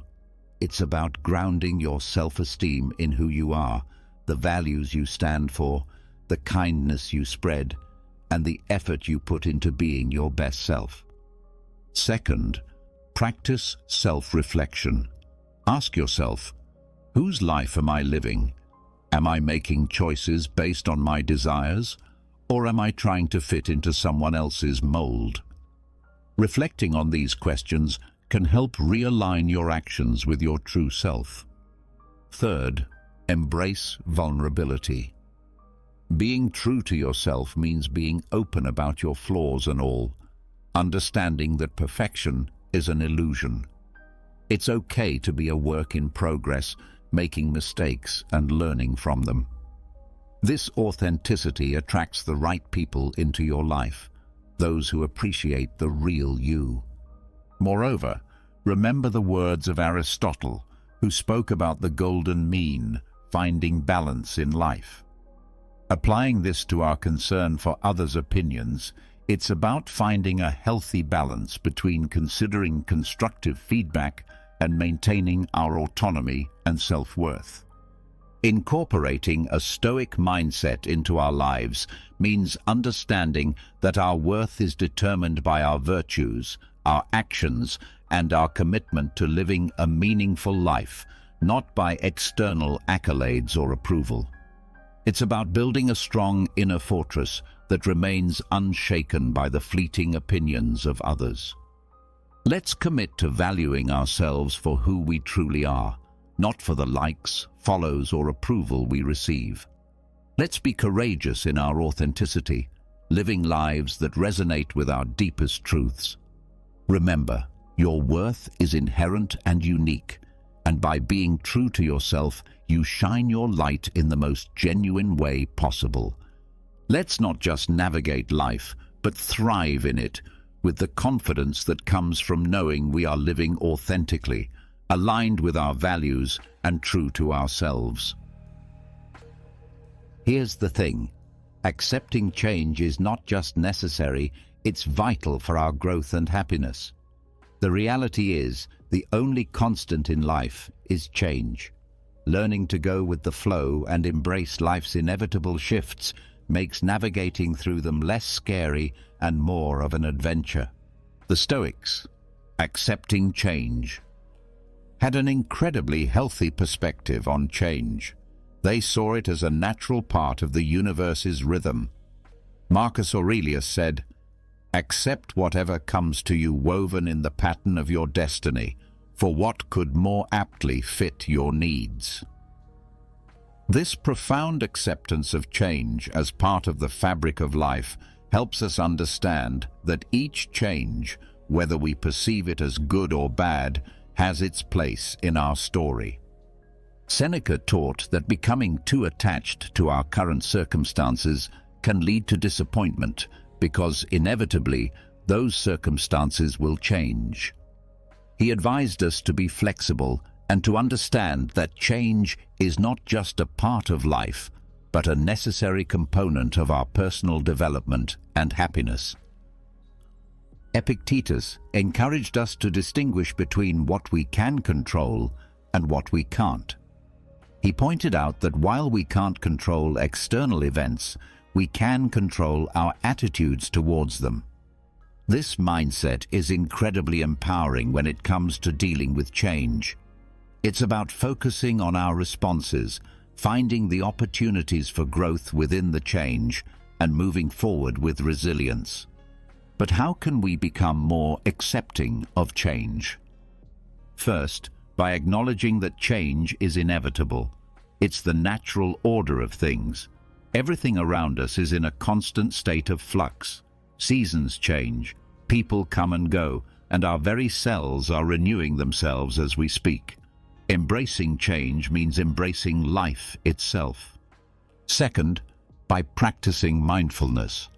Being present in the moment allows us to appreciate our current experiences without clinging to them.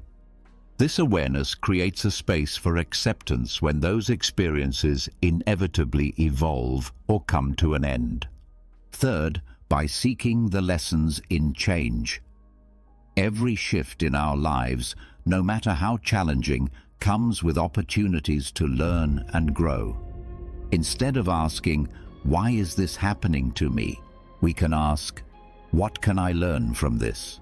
This shift in perspective can turn the challenges of change into stepping stones for personal development. Aristotle spoke about the importance of pursuing a virtuous life as the key to happiness. Part of virtue is adaptability, the ability to navigate life's changes with grace and wisdom. It's about finding balance and harmony within the flux of life. Modern psychology supports this Stoic approach to change. Viewing change as an opportunity rather than a threat can significantly reduce our stress and anxiety levels. It can enhance our resilience, making us better equipped to handle whatever life throws our way. Let's remind ourselves that change is not just something to endure, but to welcome as a natural, enriching part of our journey. By accepting change, we open ourselves to new experiences, growth, and the beautiful unfolding of our unique paths in life. Remember, going with the flow isn't about passivity. It's about actively engaging with life in its full, dynamic complexity. Let's navigate the currents of change with courage, grace, and a heart open to the endless possibilities that change brings. Despite our differences, we're all in this together, navigating the complex journey of life. By fostering an understanding and caring attitude towards others, we contribute to making the world a kinder. Practicing compassion and empathy. More loving place. The Stoics, those ancient philosophers who continue to enlighten us with their timeless wisdom, placed great importance on the virtues of compassion and empathy. They believed in the interconnectedness of all humans and taught that kindness and understanding towards others are essential aspects of living a virtuous life. Marcus Aurelius, for instance, reminded us that human beings are social creatures by nature, meant to live in harmony and cooperation with one another. He said, "What brings no benefit to the hive brings none to the bee." This beautifully illustrates the idea that our well-being is intrinsically linked to the well-being of others. Seneca emphasized the importance of treating others with kindness and generosity. He argued that compassion is a natural human instinct and that by helping others, we also help ourselves. In his writings, Seneca encourages us to extend our empathy even to those who have wronged us, understanding that they too are acting out of their own struggles and limitations. Epictetus taught that we should strive to understand others' perspectives, recognizing that everyone has their reasons for their actions. This doesn't mean condoning harmful behavior, but rather approaching others with a mindset of empathy, seeking to understand their experiences and viewpoints. But how can we practice compassion and empathy in our daily lives? It starts with listening, truly listening to the stories, experiences, and feelings of those around us. It's about putting ourselves in their shoes, imagining their struggles, their joys, their fears, and their hopes. This act of understanding can bridge the gap between us, fostering a sense of connection and shared humanity. Another way to cultivate compassion and empathy is through acts of kindness, no matter how small. A smile, a kind word, a listening ear. These can all make a significant difference in someone's day. By being present and attentive to others, we signal that they matter, that their feelings and experiences are valid and important. Practicing compassion and empathy also means being there for others in times of need, offering support and understanding without judgment. It's about recognizing the value and dignity of every person, regardless of our differences. The ancient philosopher Aristotle spoke about the importance of friendship and the role of empathy in building strong, meaningful relationships. He believed that true friends not only share in each other's joys, but also in their sorrows, supporting each other with empathy and understanding. Modern psychology supports the Stoic emphasis on compassion and empathy, showing that these virtues not only enhance our relationships, but also our own emotional well-being. By caring for others, we foster a sense of belonging, purpose, and happiness in our own lives. Let's remind ourselves that behind every face is a story, behind every action is a reason, and that by understanding and caring for each other, we make the world a kinder, gentler place. In doing so, we not only enrich the lives of those around us, but also find deeper fulfillment and joy in our own lives. Together, let's spread kindness like confetti, creating ripples of compassion that transform the world, one act of empathy at a time. Reflecting and reviewing regularly. This is about taking a pause, a real, meaningful pause, to look back on our actions, our thoughts, and the paths we've tread. It's about growth, introspection, and aligning our lives with our deepest values.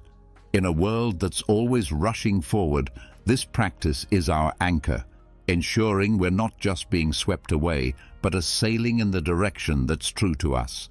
The Stoics, with their profound insights into human nature, placed immense value on the practice of reflection.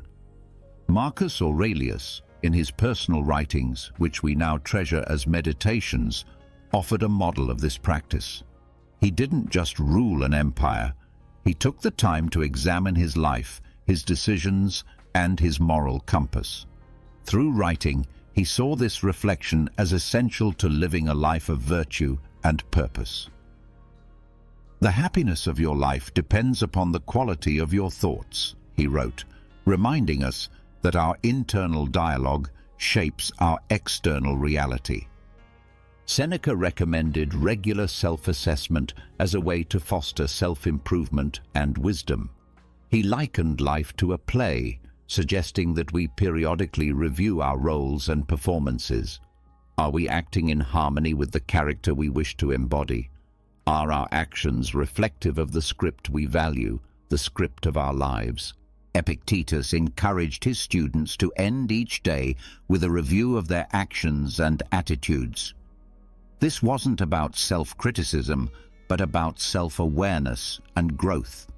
He urged us to ask ourselves, what did I do well? What did I do wrong? What duties left undone? Through such questions, we can steer our lives more consciously, making adjustments that bring us closer to our ideals.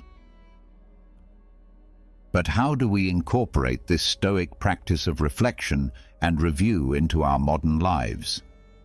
First, by making it a habit.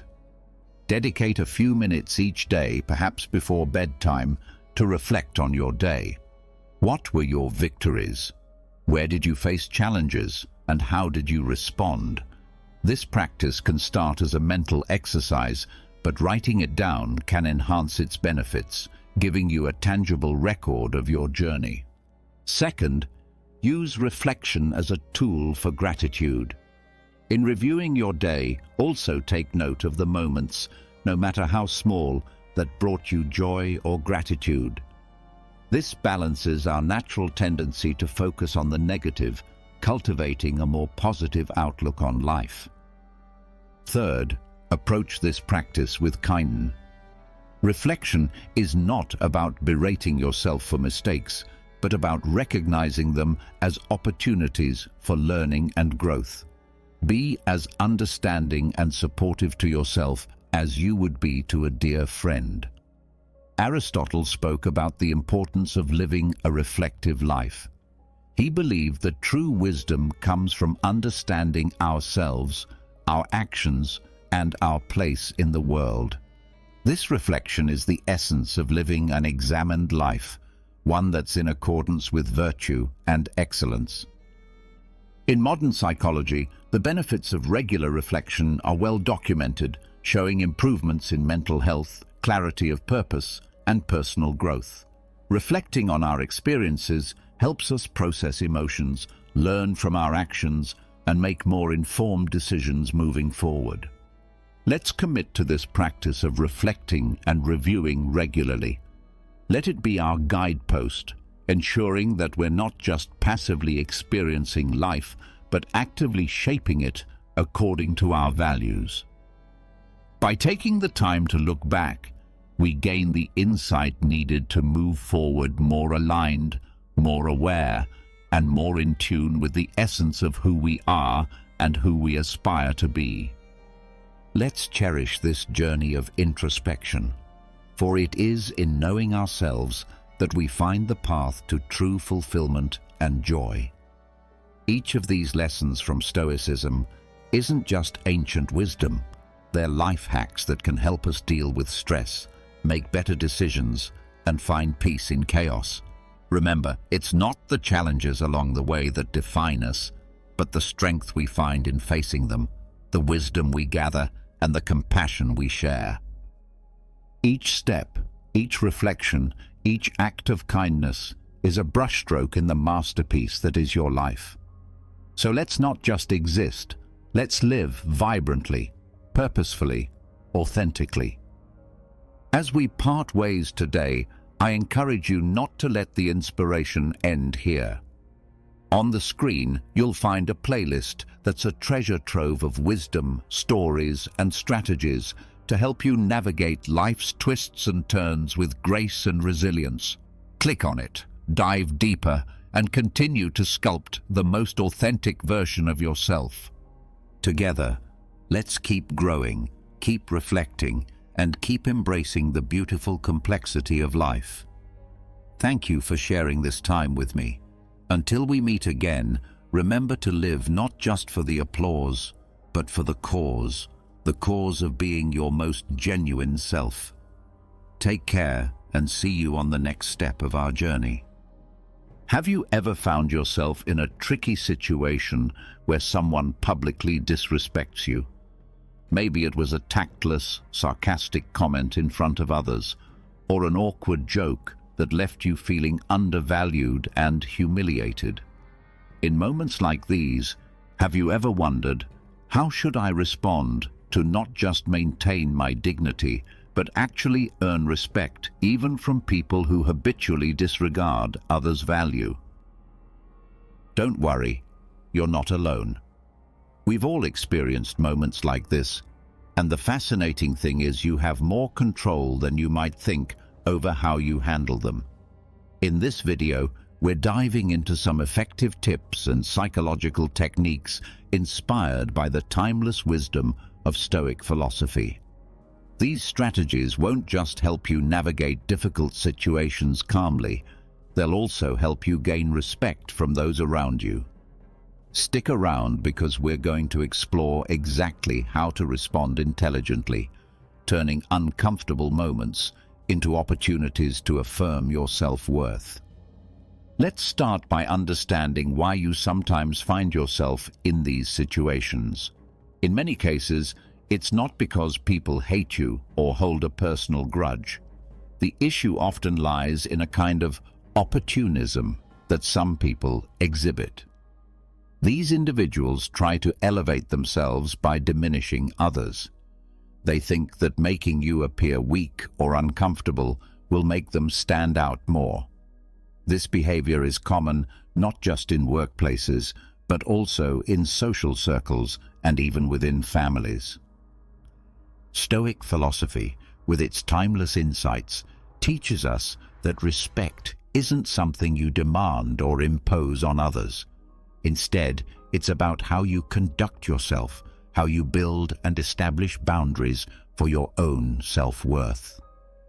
Marcus Aurelius once said, "You have power over your mind, not outside events.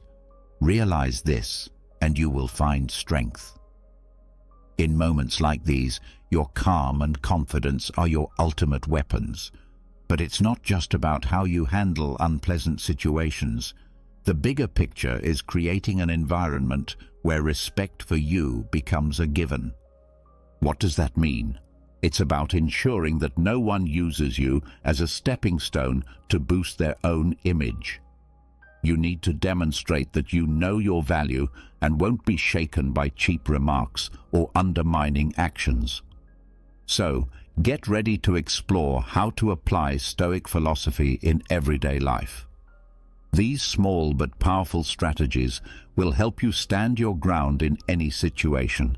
And if you've ever felt unbalanced or undervalued by others, remember this: respect isn't earned through aggressive comebacks, but through how calmly and steadfastly you control yourself.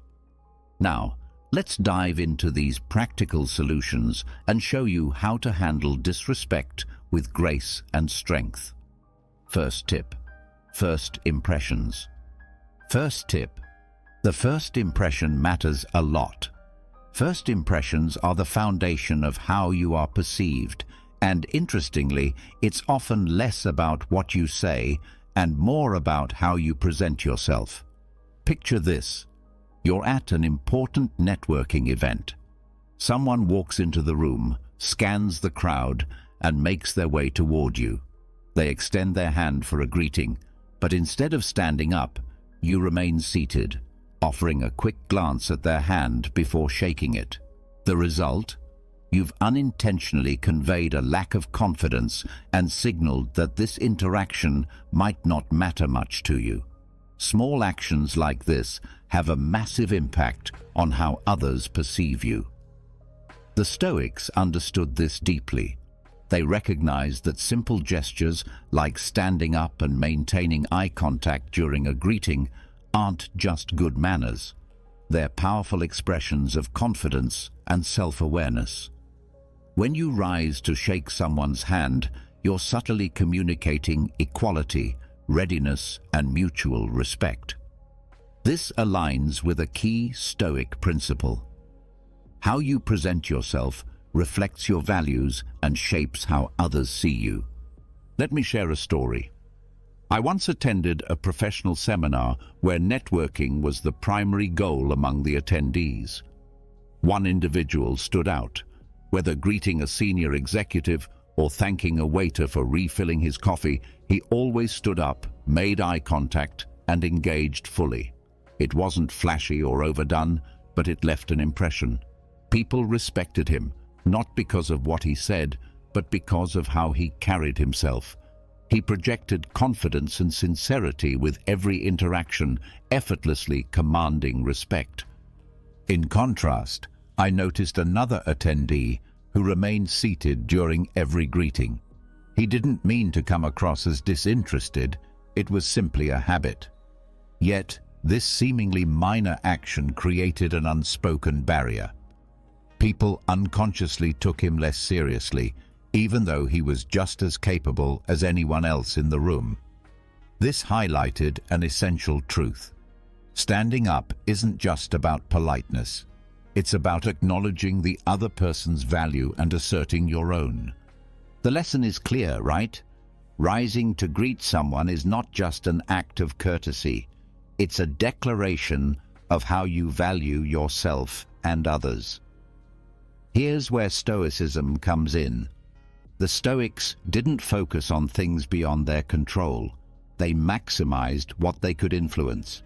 In this case, it's your behavior, your presentation, and the way you communicate your worth through small yet meaningful actions.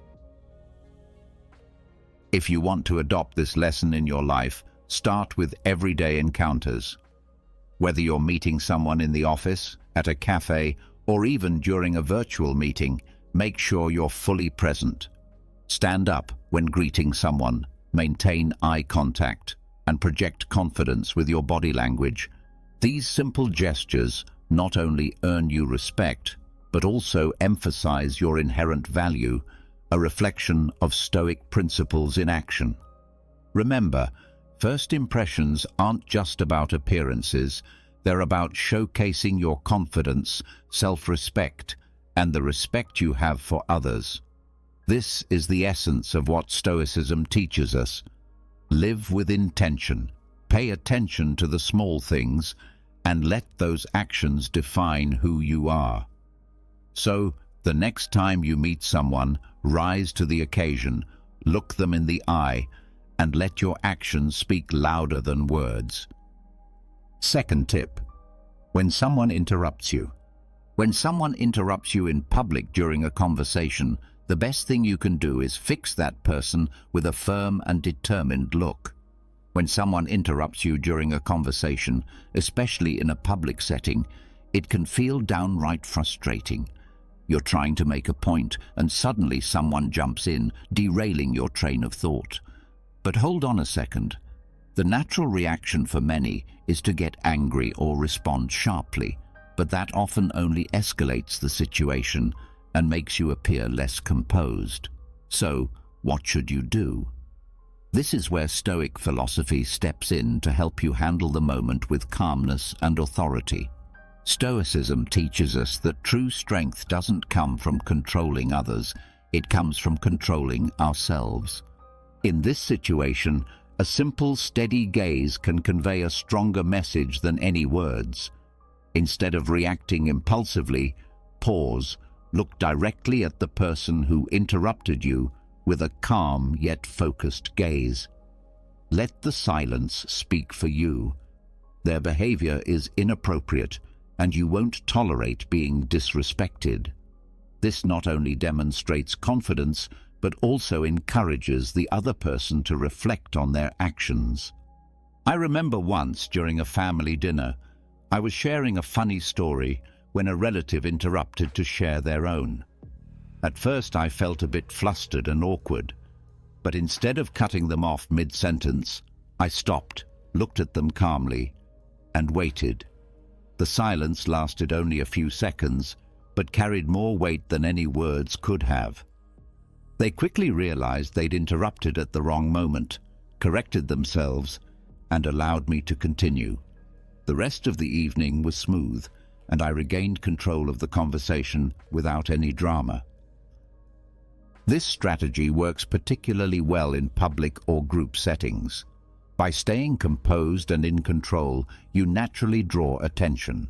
Your presence becomes stronger, and you don't need to raise your voice or argue to reclaim your space in the conversation. Stoicism teaches us not to let others' actions dictate our emotions. Instead, we use tools like body language and calmness to steer the situation without losing our dignity. But the gaze is just the beginning.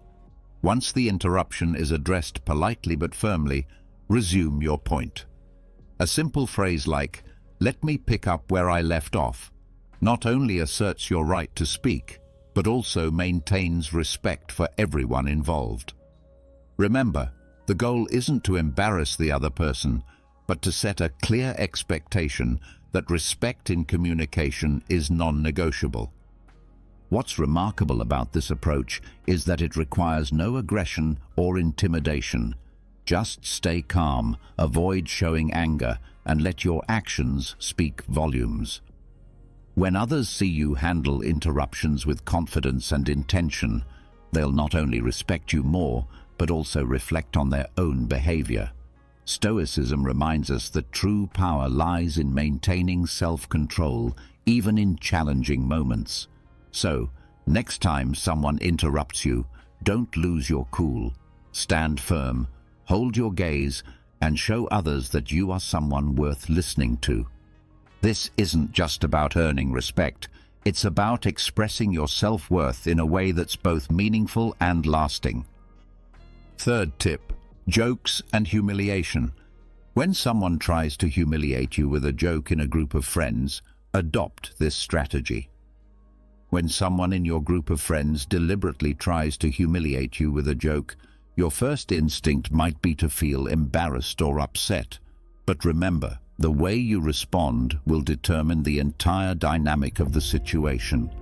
This is where Stoic philosophy can be an incredibly powerful tool, helping you stay calm and take control. Once, during a casual meetup with old friends, one of them decided to mock me in front of everyone by retelling an embarrassing story from our school days.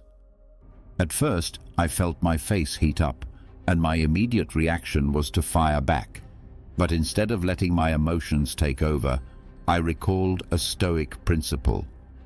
What doesn't harm your essence isn't worth your concern. I smiled, pretended not to have heard the story, and calmly asked my friend to repeat it, maintaining a composed and slightly curious demeanor. Here's the fascinating part.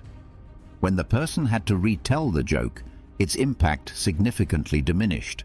Not only that, but the group started to sense the awkwardness of forcing someone to recount a joke that wasn't landing well anymore. The loud laughter from earlier faded, and the storyteller began to fumble, realizing their attempt at humiliation had backfired. The key here is that asking someone to repeat their joke not only reduces its impact, but also shows that you're unshaken. This approach allows you to maintain your composure while subtly highlighting the other person's inappropriate behavior. Even more importantly, it shifts the dynamic in your favor without resorting to retaliatory tactics or losing your dignity. By choosing this path, you send a powerful message. You're someone with inner strength who won't let small provocations dictate your emotions. This is one of the core lessons of Stoic philosophy, maintaining calm and control in the face of minor life challenges. So how can you apply this principle effectively? First, remember that you don't need to react instantly to every action or word. Pause, take a breath, and think.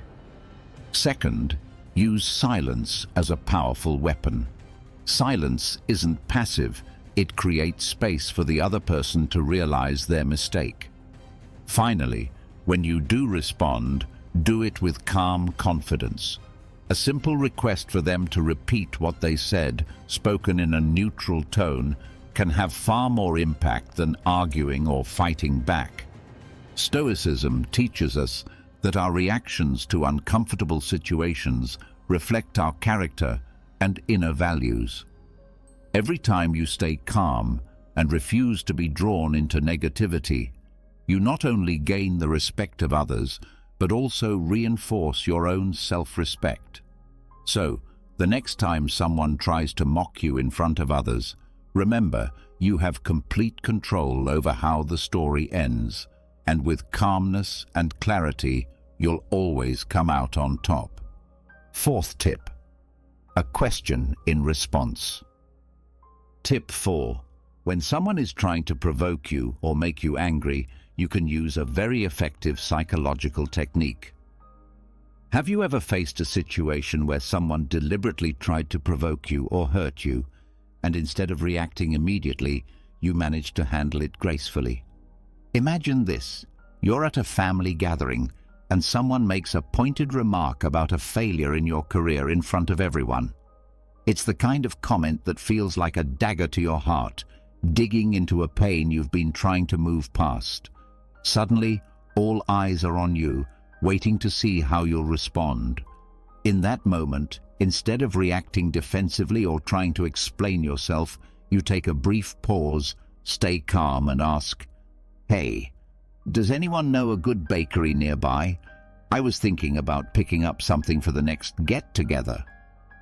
That simple question instantly changes the energy in the room.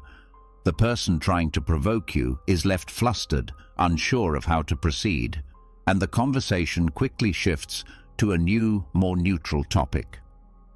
Not only did you avoid escalating the situation, but you also turned an uncomfortable moment into one that worked in your favor. This strategy of asking an unrelated question is more than just a clever tactic. It's a way of reclaiming control over your emotions and the situation.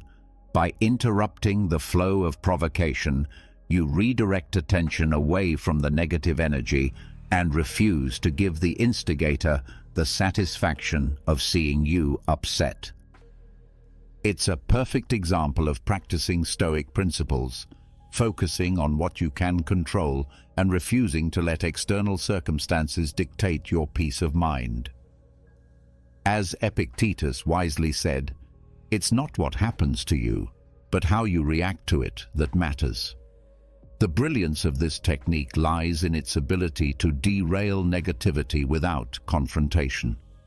A well-timed, unrelated question disrupts the instigator's train of thought, making it nearly impossible for them to continue their attempt to provoke you.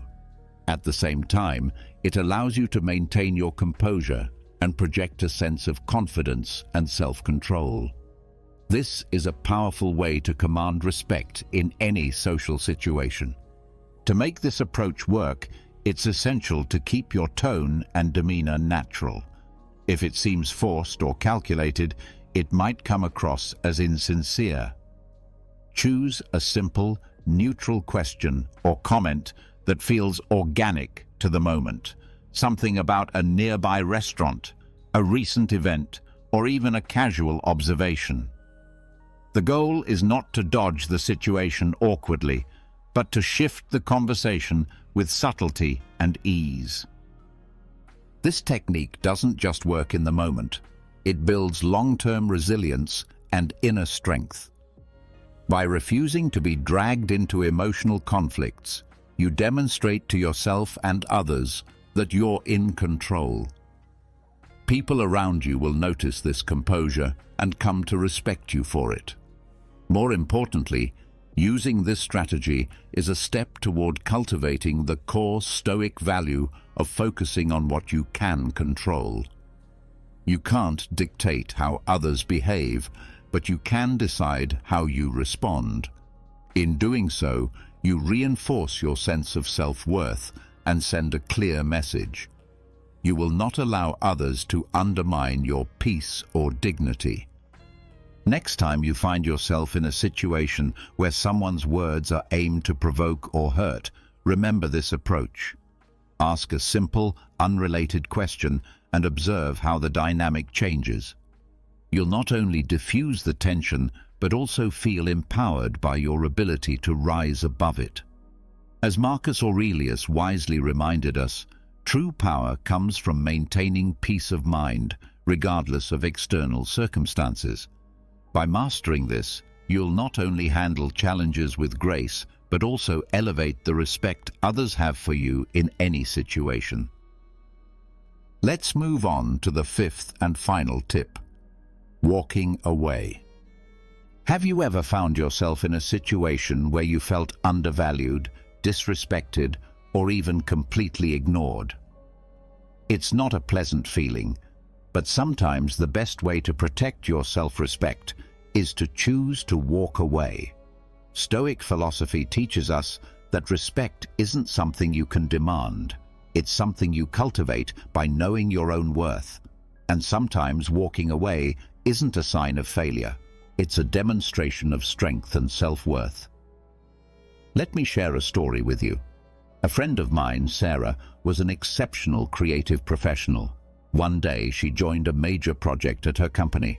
However, instead of being recognized for her relentless efforts, she was constantly ridiculed by her manager in front of the team. They would interrupt her in meetings, dismiss her ideas, and make her feel as if her contributions didn't matter. At first, Sarah tried harder, believing she needed to prove herself, but after months of frustration, she realized she didn't need to beg for respect from people unwilling to give it. A pivotal meeting changed everything. Once again, her idea was brushed aside without any reason. This time, Sarah calmly closed her laptop, stood up, and said she would put her energy into a place where it was valued.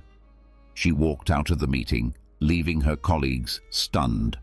That same day, she submitted her resignation, not out of anger, but as an act of self-preservation. A few months later, Sarah joined another company in a leadership role, where she was not only respected, but celebrated for her talents. Sarah's story isn't just about leaving, it's about choosing where to invest your energy. Walking away doesn't signify weakness. On the contrary, it demonstrates that you understand your value and refuse to stay in an environment that undermines it.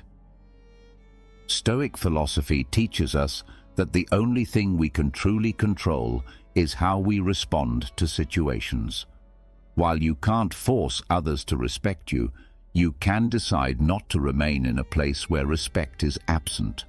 The most powerful part of walking away is that it's not about creating drama or proving a point. It's a personal decision, quiet but resolute. It's a way of telling yourself, I am worth more than this. Marcus Aurelius emphasized, you have power over your mind, not outside events. Realize this, and you will find strength. Staying in a disrespectful environment is choosing to let others diminish your value. So how do you know when it's time to walk away? It's when you realize that all your efforts to build respect have been met with indifference. When you feel you're constantly fighting to be recognized, don't wait until your self-esteem has been eroded. Listen to yourself, and if necessary, choose to leave, because being an absence that's respected is far better than being a presence that's diminished. Walking away is not about surrendering. It's about setting boundaries. Stoic philosophy teaches us not only to control our emotions, but also to safeguard our sense of worth. The next time you find yourself being devalued, remember that sometimes the most respectful action you can take is to leave the table where your worth isn't recognized. Respect isn't begged for, it's built by how you decide to treat yourself. I would love to hear about your journey and triumphs. Please hit subscribe, turn on the notification bell, and leave a comment below to share your story, your successes, and even the challenges you've overcome. If you're not sure what to comment, just write, "I can do it," to show that you've completed this session. Your engagement helps this community grow toward wisdom and the art of turning every challenge into an opportunity. I'll leave 2 more videos here so you can continue learning and growing on your personal development journey. Thank you, and I'll see you in the next video. Imagine being able to stay calm and collected in the middle of a traffic jam, facing a difficult conversation with your boss, or even dealing with a personal crisis. This is the power of Stoicism, an ancient philosophy that has helped people for centuries to live happier and more fulfilling lives. Stoicism teaches us that the only thing we can truly control is our own thoughts and actions. Everything else, from the weather to the economy to the behavior of others, is outside of our control. By accepting this reality, we can free ourselves from the anxiety and frustration that comes from trying to control things that are outside of our reach. Stoicism also teaches us to focus on what we can control, which is our own character and our actions. By striving to live a virtuous life, we can create a sense of inner peace and contentment that is not dependent on external circumstances. In this video, we'll explore 10 profound lessons from Stoicism that can help you achieve inner peace and mastery over your emotions. Join us on this journey of self-discovery as we explore the ancient wisdom of Stoicism and learn how to apply it to our modern lives. Lesson number 1. Embrace what you can control. Epictetus, the Stoic sage, offers us a fundamental lesson that serves as the cornerstone of Stoic philosophy, the dichotomy of control. At the heart of this teaching is the recognition that our lives are subject to a fundamental division between elements we can control and those beyond our influence. This concept is pivotal in cultivating a calm and composed demeanor, even in the midst of life's uncertainties. In essence, Epictetus advises us to invest our energy and attention in those aspects of life that fall within our sphere of control. These include our thoughts, actions, intentions, and responses. By directing our focus to what is genuinely within our power, we can navigate life with a sense of purpose and mastery. It is the acknowledgement that our internal world is under our dominion that forms the bedrock of our tranquility. Conversely, external events and circumstances, which often elude our sway, are to be acknowledged as outside the realm of our control. Just as an archer, as exemplified by Epictetus, can aim carefully, draw the bowstring with precision, and release the arrow skillfully, yet remain uncertain of the flight's outcome, we must learn to release our attachment to outcomes we cannot govern. This release is not an act of resignation, but an embrace of equanimity in the face of life's inherent unpredictability. Epictetus's metaphor of the archer, who derives contentment from knowing they've exerted their best effort regardless of the target's fate, serves as a potent reminder of the Stoic approach to life. It encourages us to concentrate on our intentions and the dedicated efforts we put forth, accepting that the results are subject to a multitude of external factors. In essence, Stoicism reminds us to seize the reins of our inner world, embracing the dichotomy of control as a powerful tool to maintain a calm and composed disposition in a world where much remains beyond our influence. By concentrating our energies on what we can shape, we free ourselves from the burden of attempting to govern the uncontrollable, allowing us to discover serenity in the knowledge that we've done our utmost with the tools at our disposal. Lesson number 2. The power of acceptance. In the grand tapestry of Stoic philosophy, few figures stand as tall as the Roman emperor and philosopher Marcus Aurelius. His profound insights, often chiseled in the timeless monument of Meditations, resonate through the ages and illuminate one of the most powerful lessons in Stoicism, the lesson of acceptance. Marcus Aurelius guides us through a profound exploration of the human condition, acknowledging the inevitability of both triumph and tribulation. Life, as he observes, is a symphony of ups and downs, a constant ebb and flow. Within this ever-shifting landscape, there exist circumstances beyond our influence, elements we cannot control. Marcus Aurelius, in his role as a Stoic sage, extols the virtue of accepting these immutable truths. To accept, in the Stoic sense, is to embrace the reality of life's unpredictability and impermanence. It is to release the chains of attachment to specific outcomes and to walk in harmony with the unceasing rhythm of the universe. In Marcus Aurelius's words, resistance to the natural course of events leads only to turmoil and distress, like a ship struggling against the relentless current. The Stoic perspective on acceptance is akin to setting sail on the sea of existence without a fixed destination, yet with an unwavering faith in the voyage itself. It is an invitation to relinquish the desire for unyielding control and instead flow with the ever-changing stream of life. To dance with the music of the cosmos, whether its notes are serene or tempestuous, is the embodiment of Stoic temperance. In the realm of Stoicism, this lesson forms the bedrock of inner peace and tranquility. It urges us to open our arms to life's capriciousness, to savor the sweetness of success, and to weather the storms of adversity with grace. The power of acceptance, as illuminated by Marcus Aurelius, is a beacon that guides us through the labyrinth of existence, allowing us to greet each moment, each circumstance, with an equanimous heart. It is the serenity of embracing life in all its unpredictability, finding profound serenity in the midst of its ever-shifting landscape. Lesson number 3. Practice mindfulness. Practice mindfulness. Seneca, the venerable Stoic philosopher whose wisdom has transcended the ages, illuminates a crucial lesson for those seeking calm and composure in the midst of life's tempests: the practice of mindfulness.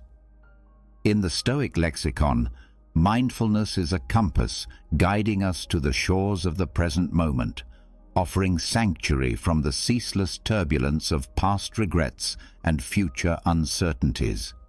In its essence, mindfulness is the art of inhabiting the now, of immersing oneself in the present moment with profound awareness.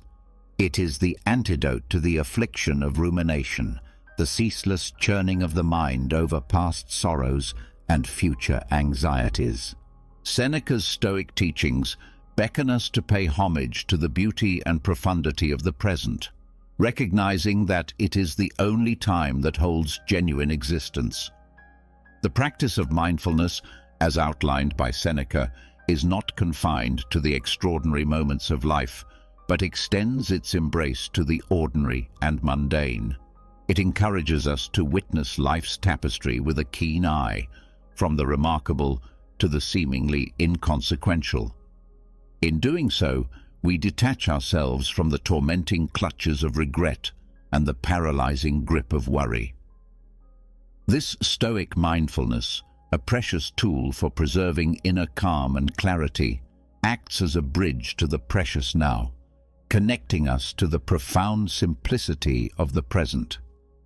It is an art that grants us the ability to fully engage with our current circumstances, to savor each breath, and to relish the beauty that unfolds in every heartbeat. In the practice of mindfulness, we discover a timeless sanctuary where the mind finds solace, a place where inner tranquility is nurtured and composure is cultivated amidst the swirling tides of existence.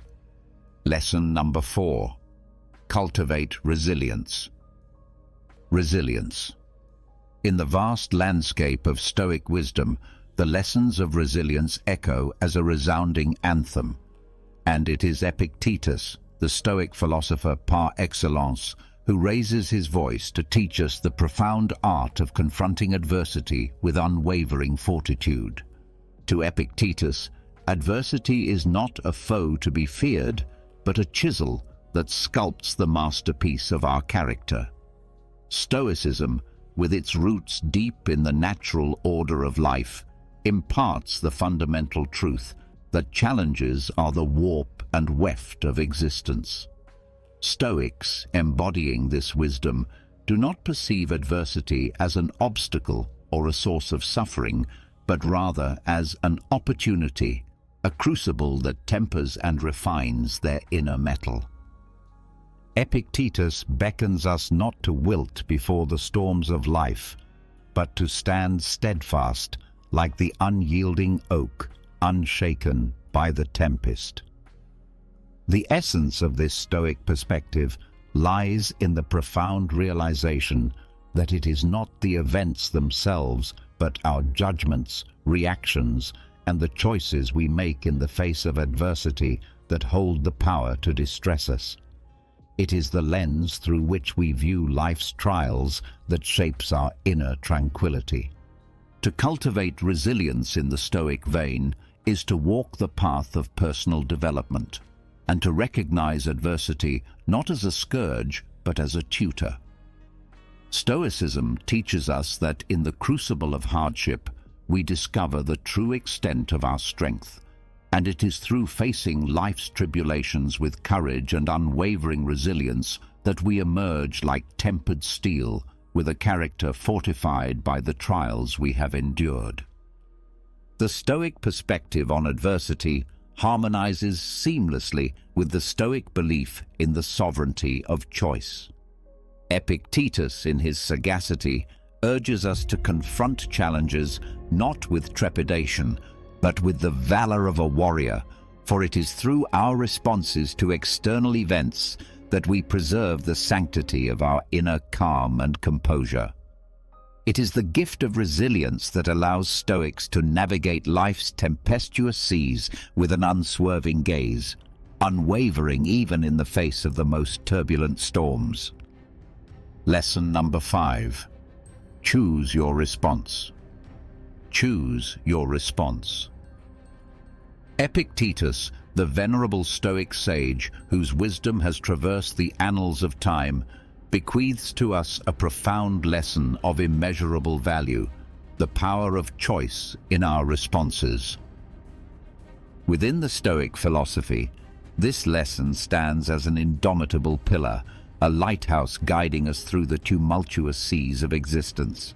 Epictetus, with unwavering conviction, imparts the truth that while the tides of external events may remain beyond our dominion, the helm of our responses is firmly within our grasp.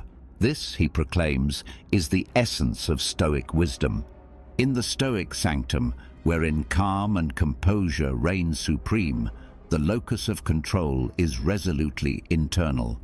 Stoicism, a philosophy grounded in profound self-mastery, extols the sovereignty of our responses to life's multifarious challenges. It is in this sacred space that the Stoic virtues, wisdom, courage, justice, and temperance serve as guiding stars, illuminating the path to maintaining inner tranquility. Epictetus, with his sage counsel, invites us to contemplate the nature of our judgments and reactions, particularly in the crucible of adversity. It is through this introspection that we awaken to the profound truth that we possess the sacred gift of choice, the ability to consciously craft our responses to the myriad external events that unfold in our lives. The Stoic approach to responding sagely to life's vicissitudes is akin to a masterstroke on the canvas of existence. It is the choice to align our responses with the Stoic virtues, to confront life's tribulations with the wisdom of sages, the courage of heroes, the justice of righteous hearts, and the temperance of those who tread the path of inner mastery. The Stoic's arsenal, laden with the wisdom of Epictetus, is a bastion of inner peace, impervious even to the fiercest storms. Through conscious choice and alignment with Stoic virtues, we forge a shield that preserves our serenity in the face of adversity. It is the Stoic's clarion call to navigate the labyrinthian corridors of life with grace and resilience. For in the crucible of conscious choice, we find the crucible of enduring inner peace. Lesson number 6. Limit excessive desires. In the illustrious tapestry of Stoic wisdom, woven with threads of reason and virtue, Seneca's counsel on the Stoic principle of moderation stands as a masterpiece in itself. A sage known for his profound philosophical essays on virtue and personal development, Seneca extends to us a lesson of paramount importance. A lesson that beckons us to curb the tempestuous desires that often threaten to engulf our inner calm. At the heart of Stoicism lies the belief that excessive desires, like turbulent seas, have the power to cast our lives adrift, leaving us in a perpetual state of turmoil and discontent. The Stoic sages, in their unwavering pursuit of inner tranquility, recognized the perils of unbridled longing for wealth, status, and material possessions far beyond what is necessary for a life of virtue and wisdom. Seneca, echoing the Stoic sentiment, imparts his wisdom, rooted in the belief that authentic contentment finds its dwelling in the sanctuary of limited desires. It is a lesson that encourages us to navigate the labyrinthine corridors of existence with the rudder of moderation, guiding us toward the tranquil harbor of inner peace. The Stoic path, as illuminated by Seneca's wisdom, beckons us to simplify our desires, seeking only that which is requisite for a life marked by goodness and virtue. In this simplification, we unearth the precious gems of contentment and tranquility, independent of the capricious winds of external fortune. The Stoic practice of limiting excessive desires becomes the lodestar, ensuring the maintenance of a calm and composed disposition. It is within the walls of this ancient wisdom that we discover the profound truth that the fervent pursuit of external treasures is but a fleeting mirage, and the true treasures lie within, waiting to be unearthed. Seneca's teachings stand as an enduring testament to the Stoic commitment to inner mastery and the temperance of desires, forging a path that leads to the sacred sanctuary of inner calm. Lesson number 7. Be virtuous. The essence of Stoicism, as nurtured and cherished by the great Stoic philosophers like Epictetus, Seneca, and Marcus Aurelius, resides in the unwavering commitment to virtue, a commitment that lies at the very heart of this ancient philosophy. The Stoic virtues, comprising wisdom, courage, justice, and temperance, become the compass guiding us toward a life marked by inner composure and tranquility. In the rich tapestry of Stoic wisdom, the virtues occupy a hallowed place. They are the moral lodestars that beckon us to navigate life's tempestuous seas with grace and wisdom. These virtues, etched into the annals of Stoic thought, are not mere abstractions. They are the pillars upon which the Stoic ideal of living in harmony with the natural order of the universe rests. Wisdom, the first of these virtues, serves as a beacon of light, illuminating the path of reason and discernment. It calls upon us to cultivate a deep understanding of the world and our place within it. The Stoic sages, such as Epictetus, understood that wisdom is the foundation upon which all other virtues are built.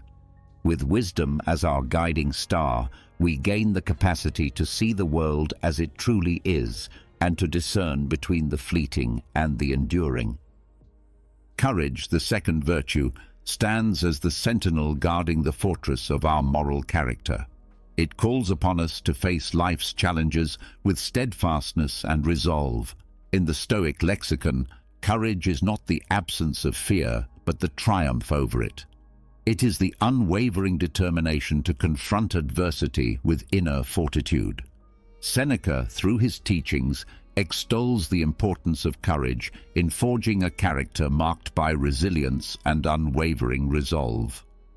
Justice, the third virtue, extends its mantle of righteousness over the Stoic path. It beckons us to live in accordance with the principles of fairness and moral rightness. The Stoic philosophers, drawing inspiration from the wellsprings of justice, guide us toward making decisions that are rooted in equity and virtue.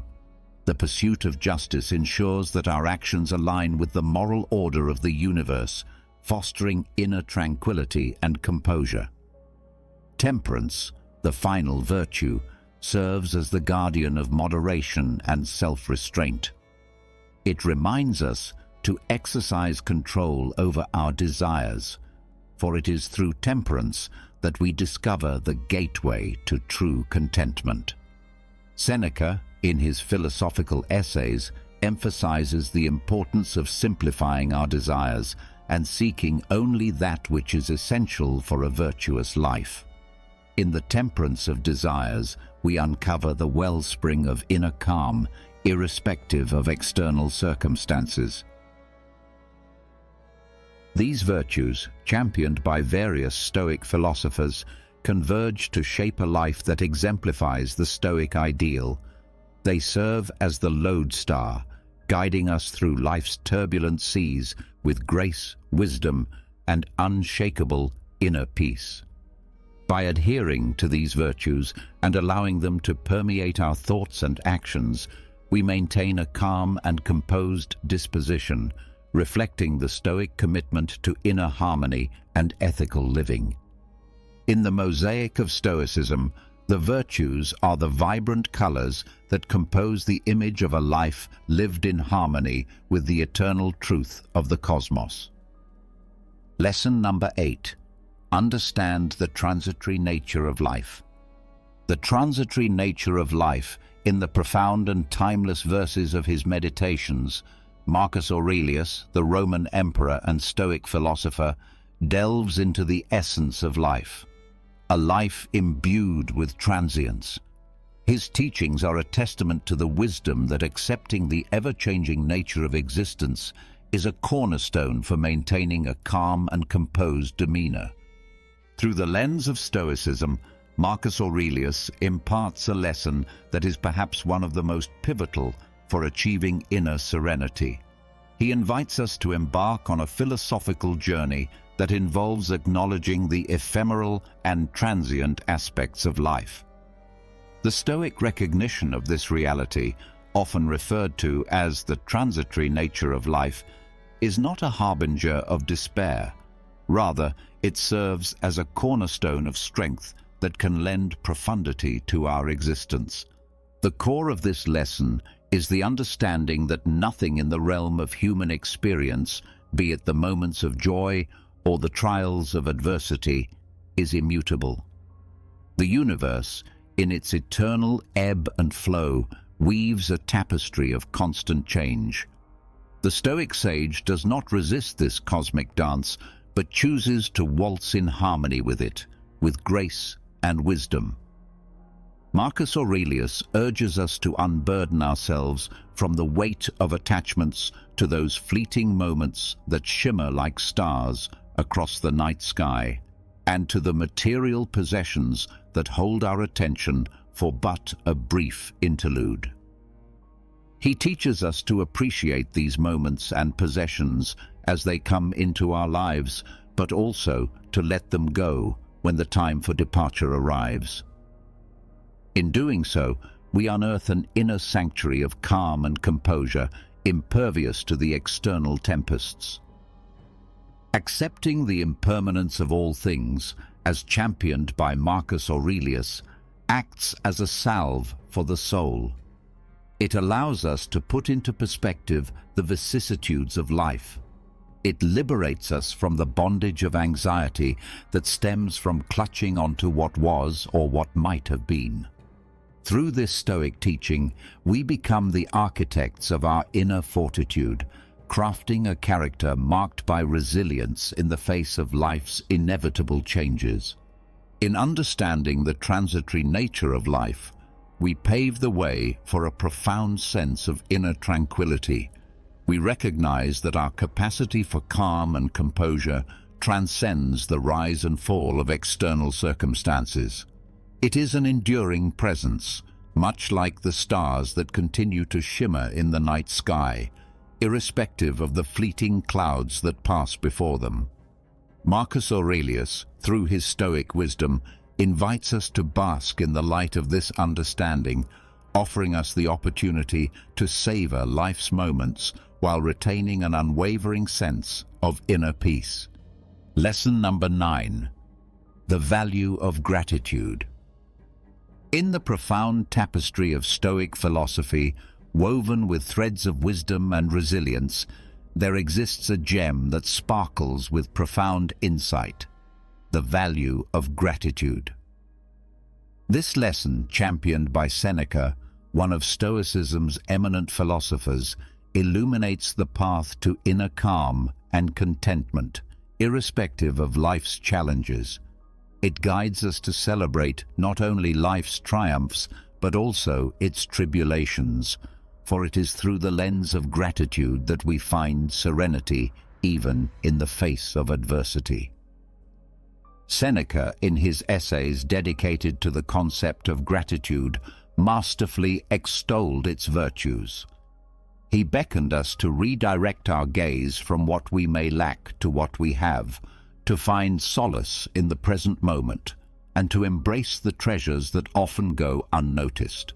In this Stoic practice, we unearth a potent tool for sustaining a profound sense of inner peace.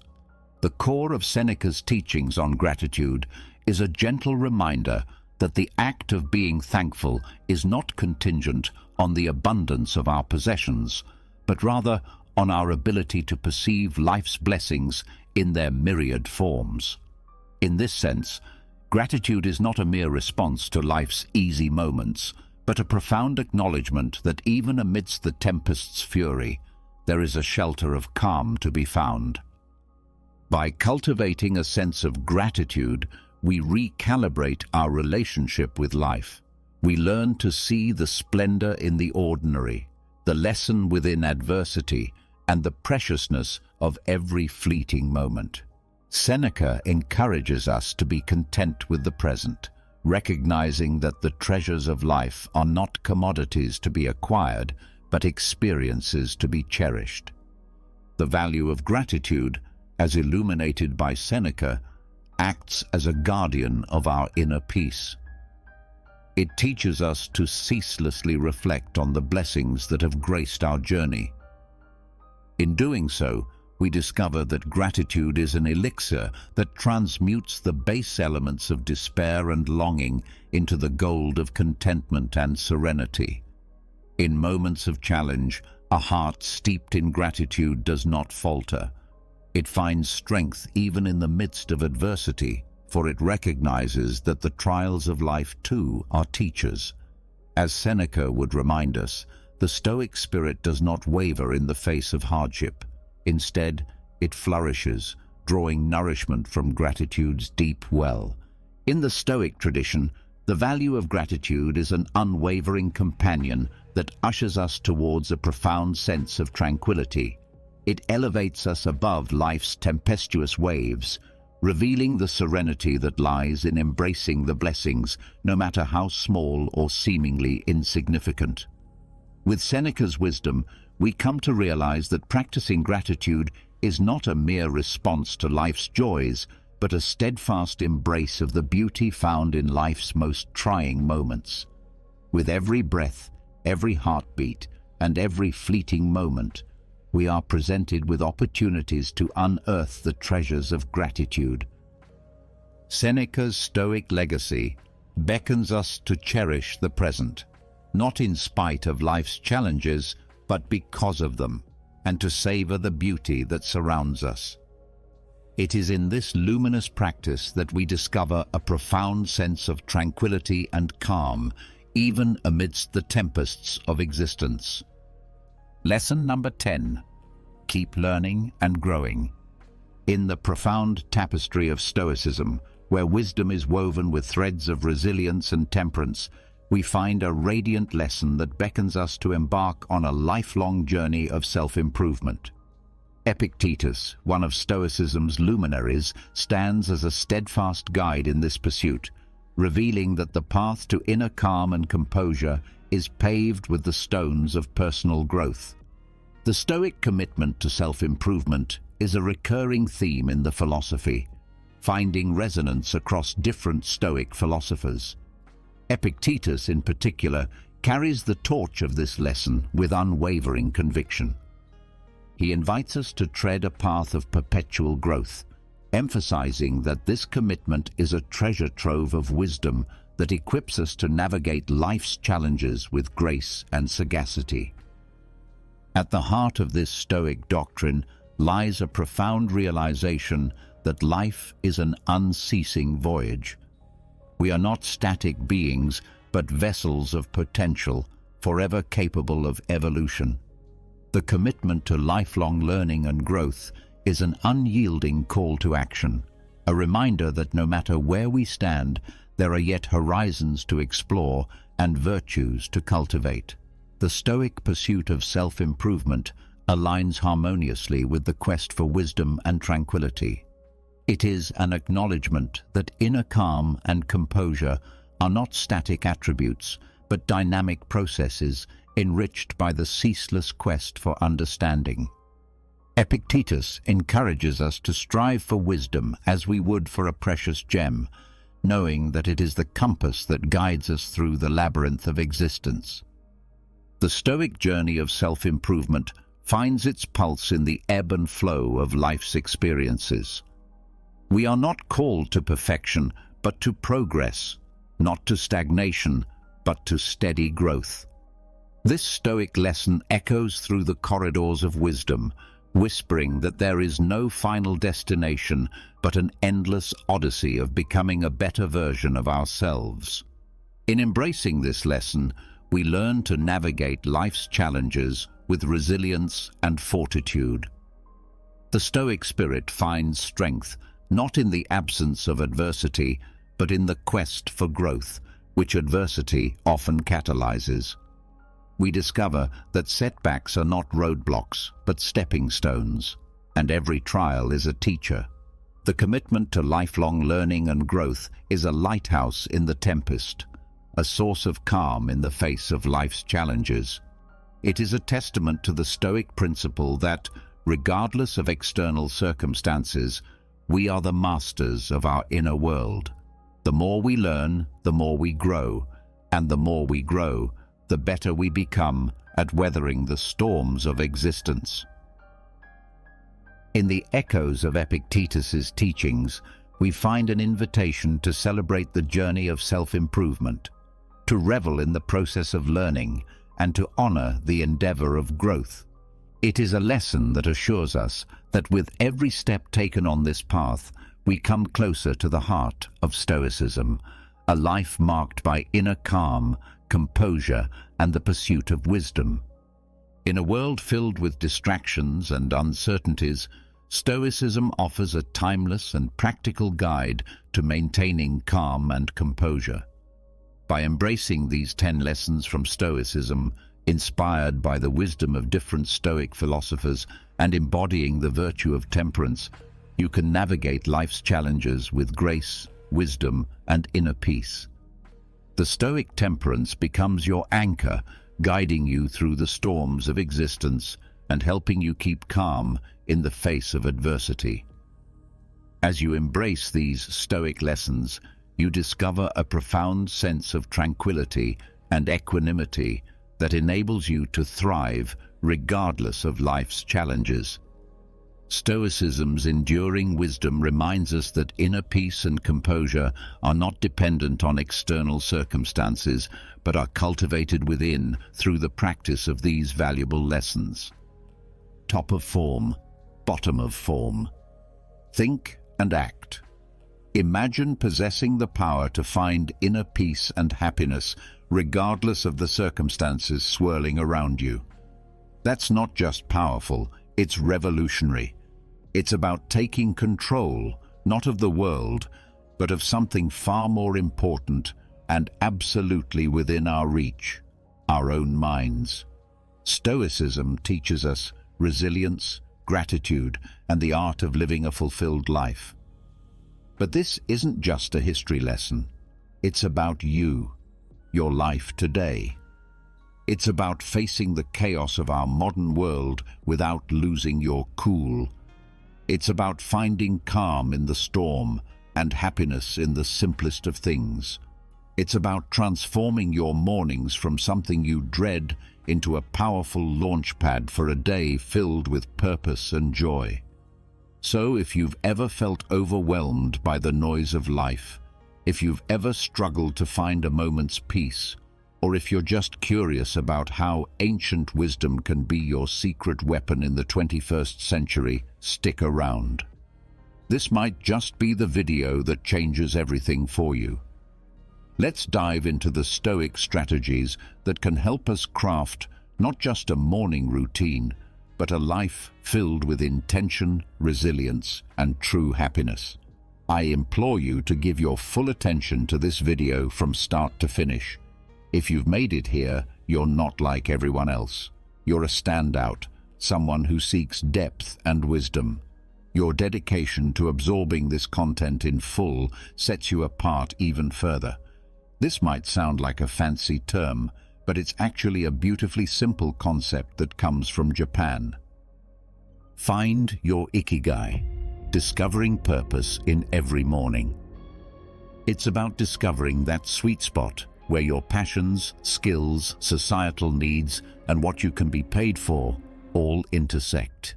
It's your unique reason for being. Imagine waking up each morning fueled by a clear purpose that excites you, something that makes the thought of hitting snooze just irrelevant. Marcus Aurelius wasn't just about enduring life's hardships with a stiff upper lip. He was deeply invested in the idea that we're all here to play our part, to contribute something meaningful. He urged us to approach each day as an opportunity to fulfill our role with integrity and passion. Now think about that in the context of ikigai. It's not just about finding what you love, it's about aligning it with what the world needs and what you're good at. That's where the magic happens. But how do you start uncovering your ikigai? It begins with some introspection. Ask yourself, what am I passionate about? What am I good at? What does the world need from me? What can I get paid for? It's okay if the answers don't come to you right away. This is about the journey, exploring different facets of your life and interests and seeing where they converge. This quest for your ikigai isn't just some fluffy, feel-good exercise. It's about setting the foundation for a life that's rich in meaning and satisfaction. When you align your daily actions with your deeper purpose, even the mundane tasks gain significance. Your relationships start to flourish because you're more present and engaged. Your creativity soars because you're aligned with your true passions. And overall happiness? Well, it becomes more of a constant companion than a fleeting visitor. So as you think about setting your alarm for tomorrow morning, consider what ikigai means for you. What could be so compelling that you'd leap out of bed, eager to start the day? Remember, this isn't about overnight transformation. It's a process, a gentle unfolding. And as Marcus Aurelius would remind us, it's about doing the work day by day with dedication and honor. Finding your ikigai isn't just about personal fulfillment, it's about embracing your role in the larger tapestry of life, contributing your unique thread to the ever-evolving human story. The ancient Stoics, particularly Marcus Aurelius, were big on the idea that our actions should be purposeful, not just random acts thrown into the wind, but deliberate steps guided by our inner compass. Prepare the night before, setting the stage for success. This philosophy extends beautifully into how we prepare for the day ahead, starting the night before. Here's the deal. The quality of your morning begins with how you spend your evening. It's tempting to binge-watch your favorite series until the wee hours or scroll through social media until your eyes blur. But let's pause and consider how that sets you up for the next day. Your brain needs time to unwind, to process the day's events, and to recharge for what's ahead. That's where a solid pre-sleep routine comes into play. Imagine treating your evening routine with the same respect and intention as you would any other important aspect of your life. This isn't about rigid self-discipline that sucks the joy out of your evenings. It's about creating a space that supports your well-being and aligns with your goals for the next day. For instance, limiting screen time an hour before bed isn't about denying yourself relaxation. It's about giving your mind the cue that it's time to wind down, making it easier to fall asleep and wake up feeling refreshed. Planning a bit for the next day can also be a game changer. It could be as simple as jotting down your top 3 priorities for tomorrow. This act alone sets a clear direction, ensuring you wake up with a sense of purpose. And here's where the Stoic mindset really shines. It's about acknowledging what's within our control and letting go of what's not. We might not be able to control every detail of our day, but we can certainly influence how we start it. And let's not forget about some deep breathing or meditation to calm the mind. This practice isn't just fluff. It's a powerful tool that signals to your body it's time to rest. Inhaling deeply and exhaling slowly helps reduce stress, lower your heart rate, and prepare your body for a deep, restorative sleep. It's like pressing the reset button, ensuring you wake up not just physically refreshed, but mentally and emotionally as well. In today's always-on world, this might sound like a Herculean task, but it's absolutely vital for setting the tone of your entire day. Picture this: the first moments of your morning, untainted by the digital clamor of emails, social media notifications, or the buzzing news cycle. It's just you, your thoughts, and the serene quiet of the dawn. That's not just refreshing, it's empowering. Marcus Aurelius was a strong advocate for living with intention and focus. He wasn't distracted by the notifications of ancient Rome. Avoid morning distractions, embracing serenity. And believe me, he had his share of distractions. Instead, he emphasized the importance of concentrating on the present moment and the task at hand. He knew something that's even more relevant today. The quality of your attention determines the quality of your life. So how do we apply this ancient wisdom in the modern age? First, it's about creating a morning space that's intentionally free from digital distractions. This isn't about shunning technology, but rather choosing not to let it dictate the start of your day. It's tempting to roll over and immediately check your phone, but that instantly puts you in a reactive state, responding to the demands and dramas of the external world. Instead, give yourself the gift of a peaceful start. Imagine dedicating the first hour of your day to activities that nourish your soul and sharpen your mind. Maybe it's reading, meditating, journaling, or simply enjoying a cup of coffee as you gaze out the window. This isn't wasted time. It's an investment in your well-being. By avoiding distractions, you're not just avoiding stress. You're actively creating a reservoir of peace and focus that you'll draw from throughout the day. Making the most of your mornings isn't about adding more to your to-do list. It's about subtracting the noise that doesn't serve you. It's about prioritizing what truly matters before the day's demands start pulling at your attention. This is where the Stoic practice of focusing on what's within your control comes into play. You might not be able to control the flood of emails waiting for you, but you can control how and when you choose to engage with them. So tomorrow, challenge yourself to start the day on your terms. Resist the urge to dive into the digital world first thing. Instead, anchor yourself in the present moment, savoring the peace and potential that the morning holds. Remember, every day is a new opportunity to live more intentionally, more serenely, and more in line with who you aspire to be. Let's make our mornings a testament to that ambition, guided by the timeless wisdom of Stoicism and the unwavering focus on what truly matters. Stoicism, at its core, is about understanding what is within our control and acting with virtue and intention in those areas. Marcus Aurelius, Seneca, Epictetus. These guys weren't just talking about enduring life's hardships with a stiff upper lip. They were advocating for a proactive, wake up consistently, the power of routine engagement with life, taking charge of our actions and our mindset. Waking up consistently is a practice that embodies this philosophy.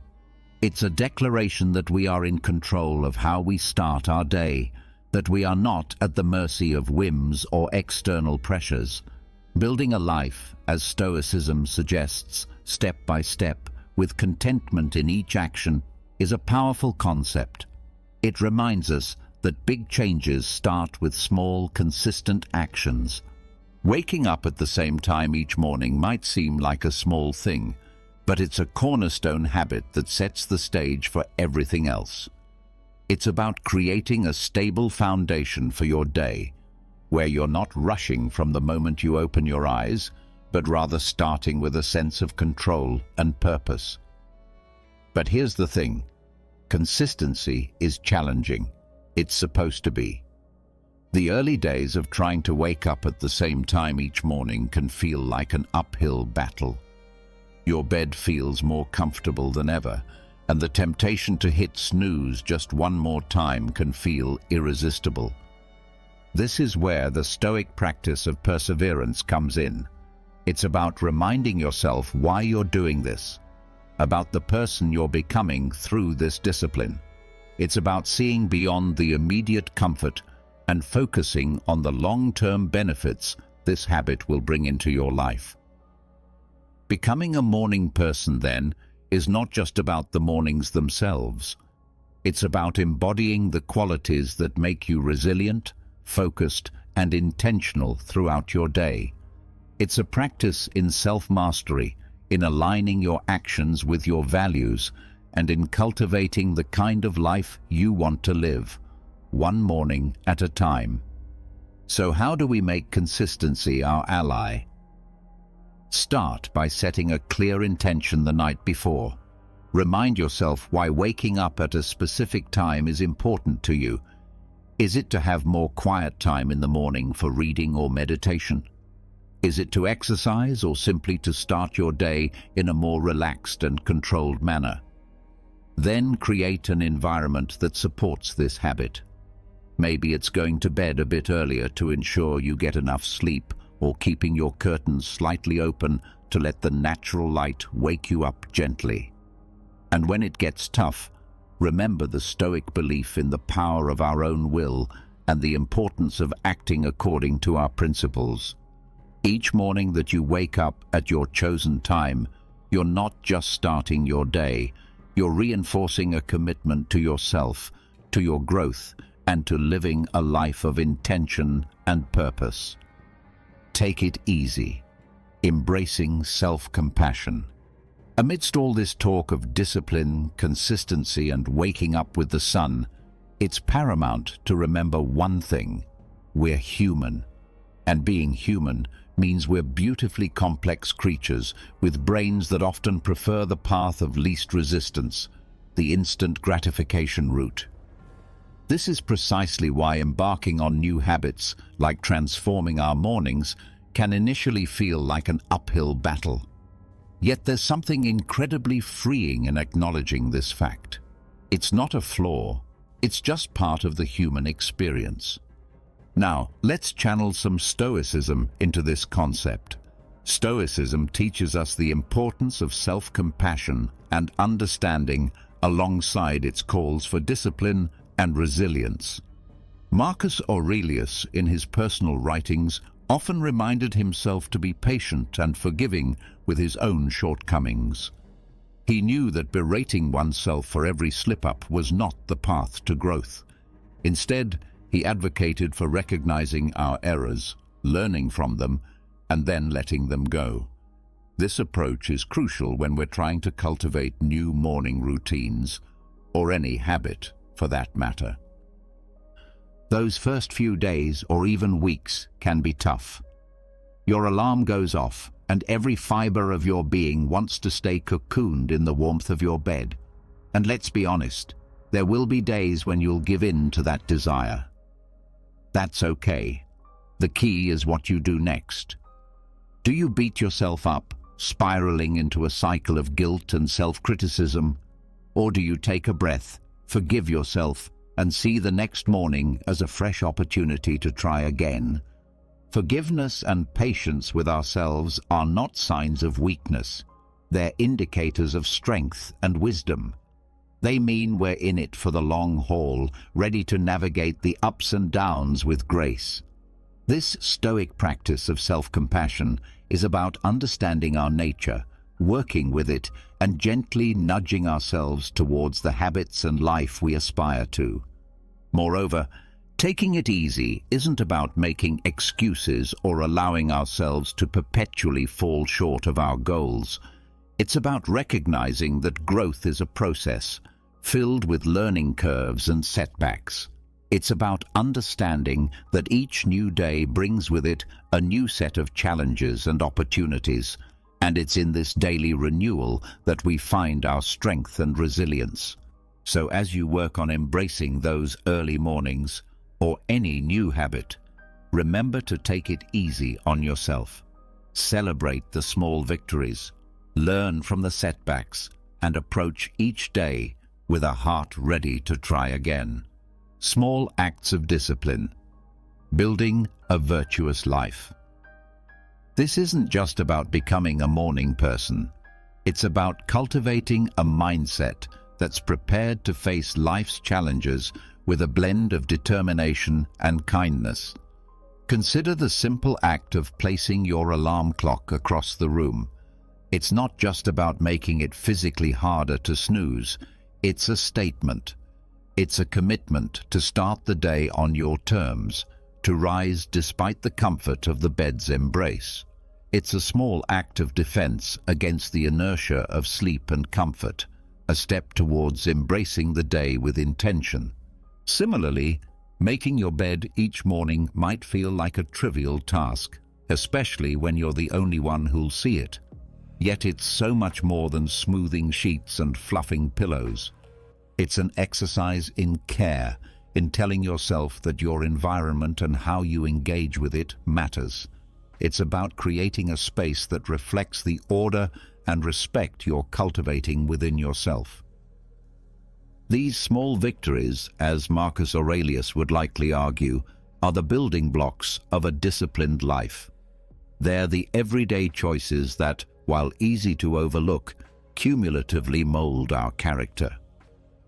Each time you choose to do these little things, you're casting a vote for the type of person you want to be. You're choosing to be someone who values discipline, order, and respect for oneself and one's environment. But why focus on these small acts? Because they're within everyone's reach. Not all of us can control the major events in our lives, the upheavals, the unexpected turns, but we can control how we respond to the start of each day, how we treat our immediate surroundings, and how we prime ourselves for whatever lies ahead. This is Stoicism in action, focusing on what's in our power to control and letting go of what isn't. Moreover, these practices aren't just about building discipline for discipline's sake. They're about cultivating a mindset that's prepared for life's bigger challenges. If you can commit to these small acts of discipline, you're training yourself to uphold your commitments in more significant areas. You're sharpening your ability to follow through, to remain steady in the face of adversity, and to approach life with a calm, collected demeanor, qualities that define the Stoic ideal. So as you consider the role of discipline in your life, start small. Look for those everyday opportunities to practice self-control and order. Remember, it's in these moments, in the quiet of the morning, when you decide to rise and face the day with intention, that your character is forged. Accountability partners, sharing the journey.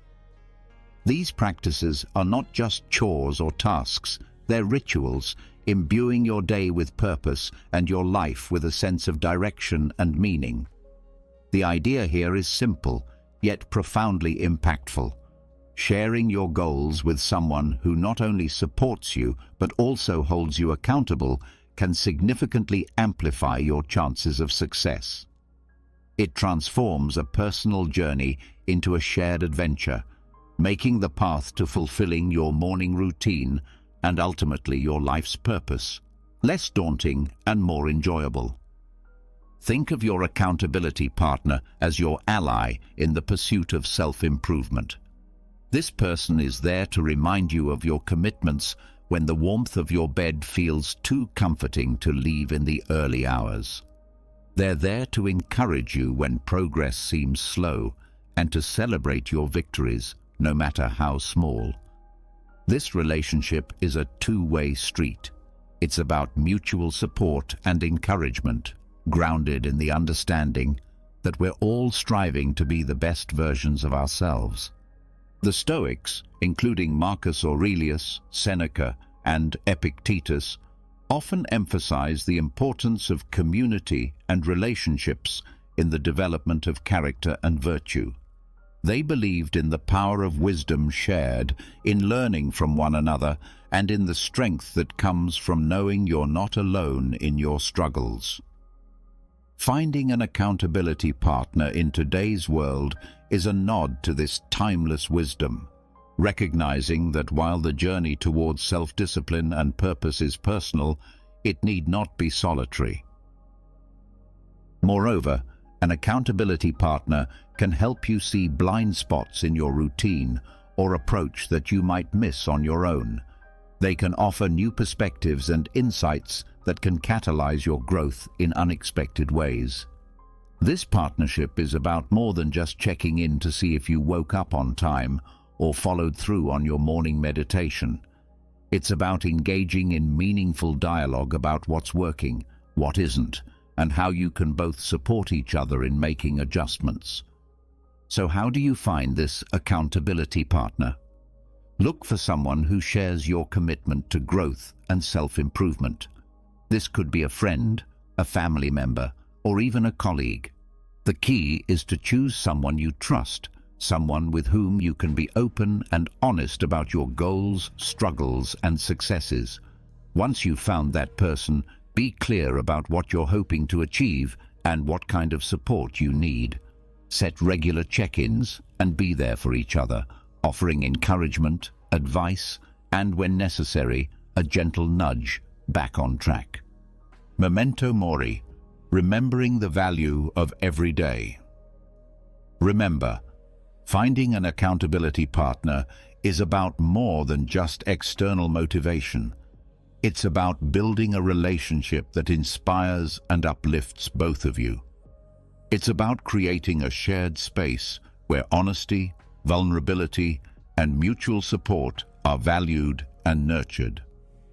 In this space, your morning routines and broader life goals become intertwined in a collective effort towards living a more intentional, disciplined, and fulfilling life. The Stoic practice of reflecting on mortality is a call to action, a prompt to live our lives with purpose and intention. It encourages us not to squander our time on trivialities, but to concentrate on creating a meaningful legacy. Every morning when we wake up, we're presented with a fresh opportunity to engage with life in a meaningful way, to contribute positively to the world around us, and to pursue personal growth and fulfillment. Marcus Aurelius, in his Meditations, often wrote about the fleeting nature of life, emphasizing the importance of living virtuously and making the most of the time we have. This wasn't meant to be somber. Rather, it was a liberating realization that freed him from petty concerns and allowed him to focus on his duties as emperor and as a human being striving for virtue. The idea is that by keeping the end in mind, we're more likely to live our lives with purpose and clarity, prioritizing the things and relationships that truly matter. Remembering death, in the context of our morning routines, transforms how we approach each day. It's not just another day.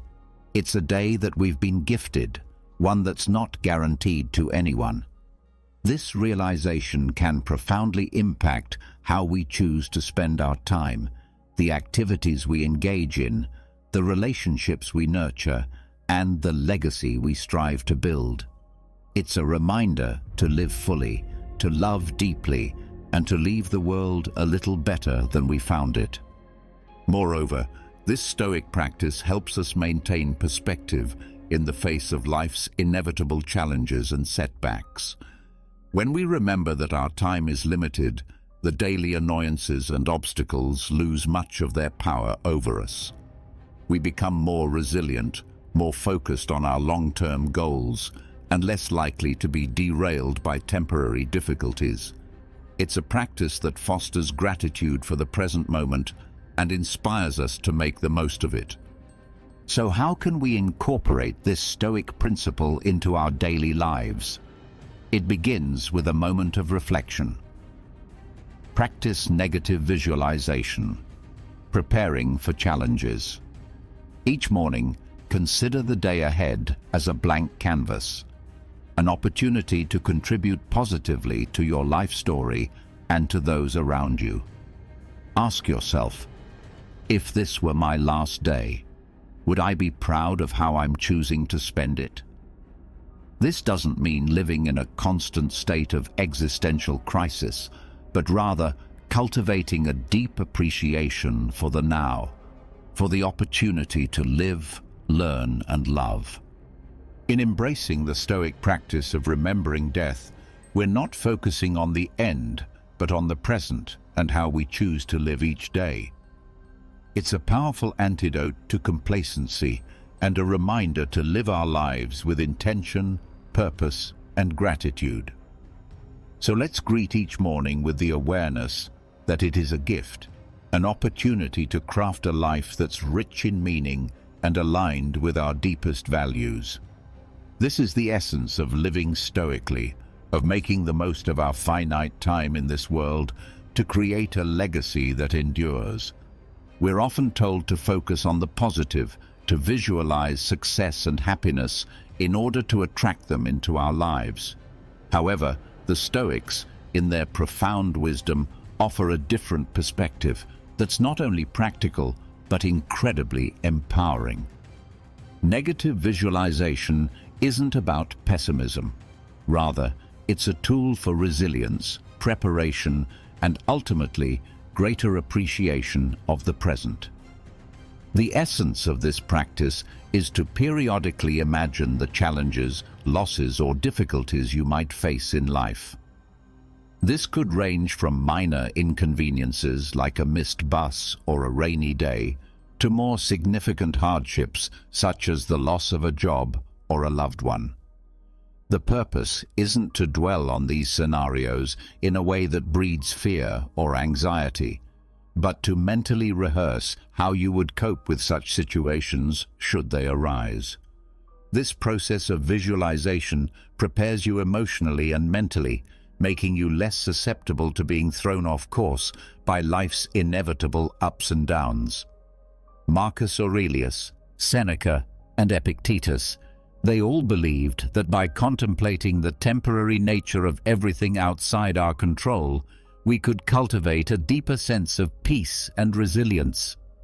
This practice encourages us to focus on what we can control: our responses, our attitudes, and our actions.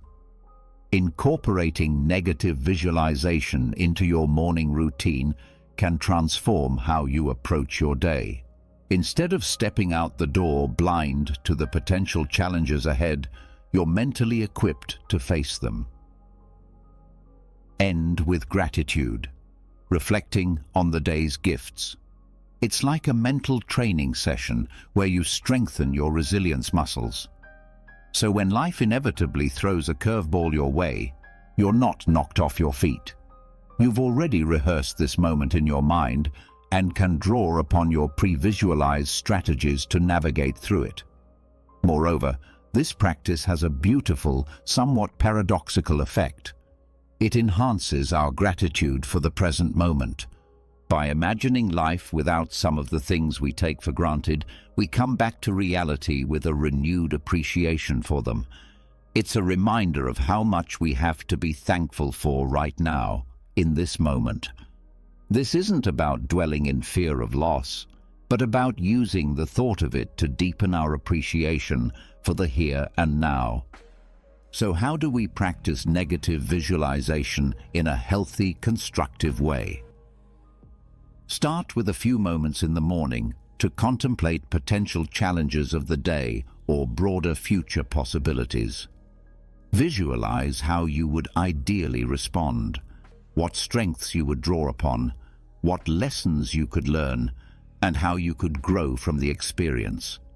Then let go of the visualization and proceed with your day, carrying with you a sense of preparedness and an enhanced appreciation for your current circumstances. Incorporating gratitude into our lives, especially as we end our day, can have a transformative impact on our well-being and outlook. Keeping a gratitude journal is a beautifully simple yet profoundly effective way to cultivate this sense of appreciation. It's about taking a few moments before we sleep to reflect on the day and jot down a few things we're grateful for. This could be anything from a kind gesture from a stranger, a beautiful sunset, the completion of a challenging task, or simply the comfort of our bed waiting to embrace us at the end of a long day. The act of writing down what we're grateful for shifts our focus from what's lacking in our lives to the abundance that's already present. It's a practice that aligns perfectly with Stoic teachings, which emphasize focusing on what we have rather than what we don't, on what's within our control rather than what isn't. This shift in perspective not only sets the stage for a peaceful night's sleep, free from the turmoil of unfulfilled desires or lingering frustrations, but it also primes our minds to begin the next day with a sense of purpose and appreciation. But why end the day with gratitude?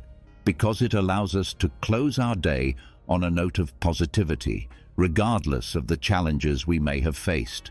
It's a way of reaffirming the good in our lives, of finding peace even in turmoil, and of nurturing a mindset that sees opportunities for growth and joy in every circumstance. This nightly practice of gratitude creates a ripple effect, influencing not just how we sleep, but how we wake up and approach our mornings. It transforms our first thoughts of the day from groans over the alarm clock to a quiet anticipation of what the new day holds, what new things we might discover to be grateful for. Moreover, this practice of appreciating our life extends beyond our personal sphere. It enhances our relationships as we become more attuned to the value of those around us and more expressive of our appreciation for their presence in our lives. It deepens our connection to the world as we become more observant of and thankful for the beauty and wonder that surround us, often in the most mundane moments. So as we consider the multitude of strategies to enrich our mornings and, by extension, our lives, let's not overlook the power of ending our day with gratitude. It's a practice that embodies the Stoic pursuit of a good life, one marked not by external achievements or material possessions, but by inner peace, contentment, and a deep-seated appreciation for the present moment. As we wrap up this journey through the 10 strategies inspired by Stoicism, it's clear that each step, each practice, is more than just a task. It's a pathway to cultivating a life of intention, resilience, and profound gratitude. Embracing these practices doesn't mean every day will be perfect, but it does mean that every day will be met with a stronger, more grateful, and more resilient you. You have within you the power to transform not just your mornings, but your entire life into a reflection of the Stoic ideals of virtue, wisdom, and contentment. Remember, this is just the beginning. There's a whole world of Stoic wisdom waiting to be explored, ready to guide you on your path to living a more meaningful and fulfilled life. If you found this journey enlightening and are curious to dive deeper into the Stoic way of life, I encourage you to check out our playlist right here on the screen. It's packed with insights, stories, and practical tips to help you embrace the full richness of Stoic philosophy. Don't forget to like and subscribe to the channel for more content. Please leave your comments and share your experiences. Let's embark on this journey of growth, resilience, and fulfillment together. Here's to mornings filled with purpose, days lived with intention, and a life brimming with gratitude. Thank you for being part of this community. See you soon.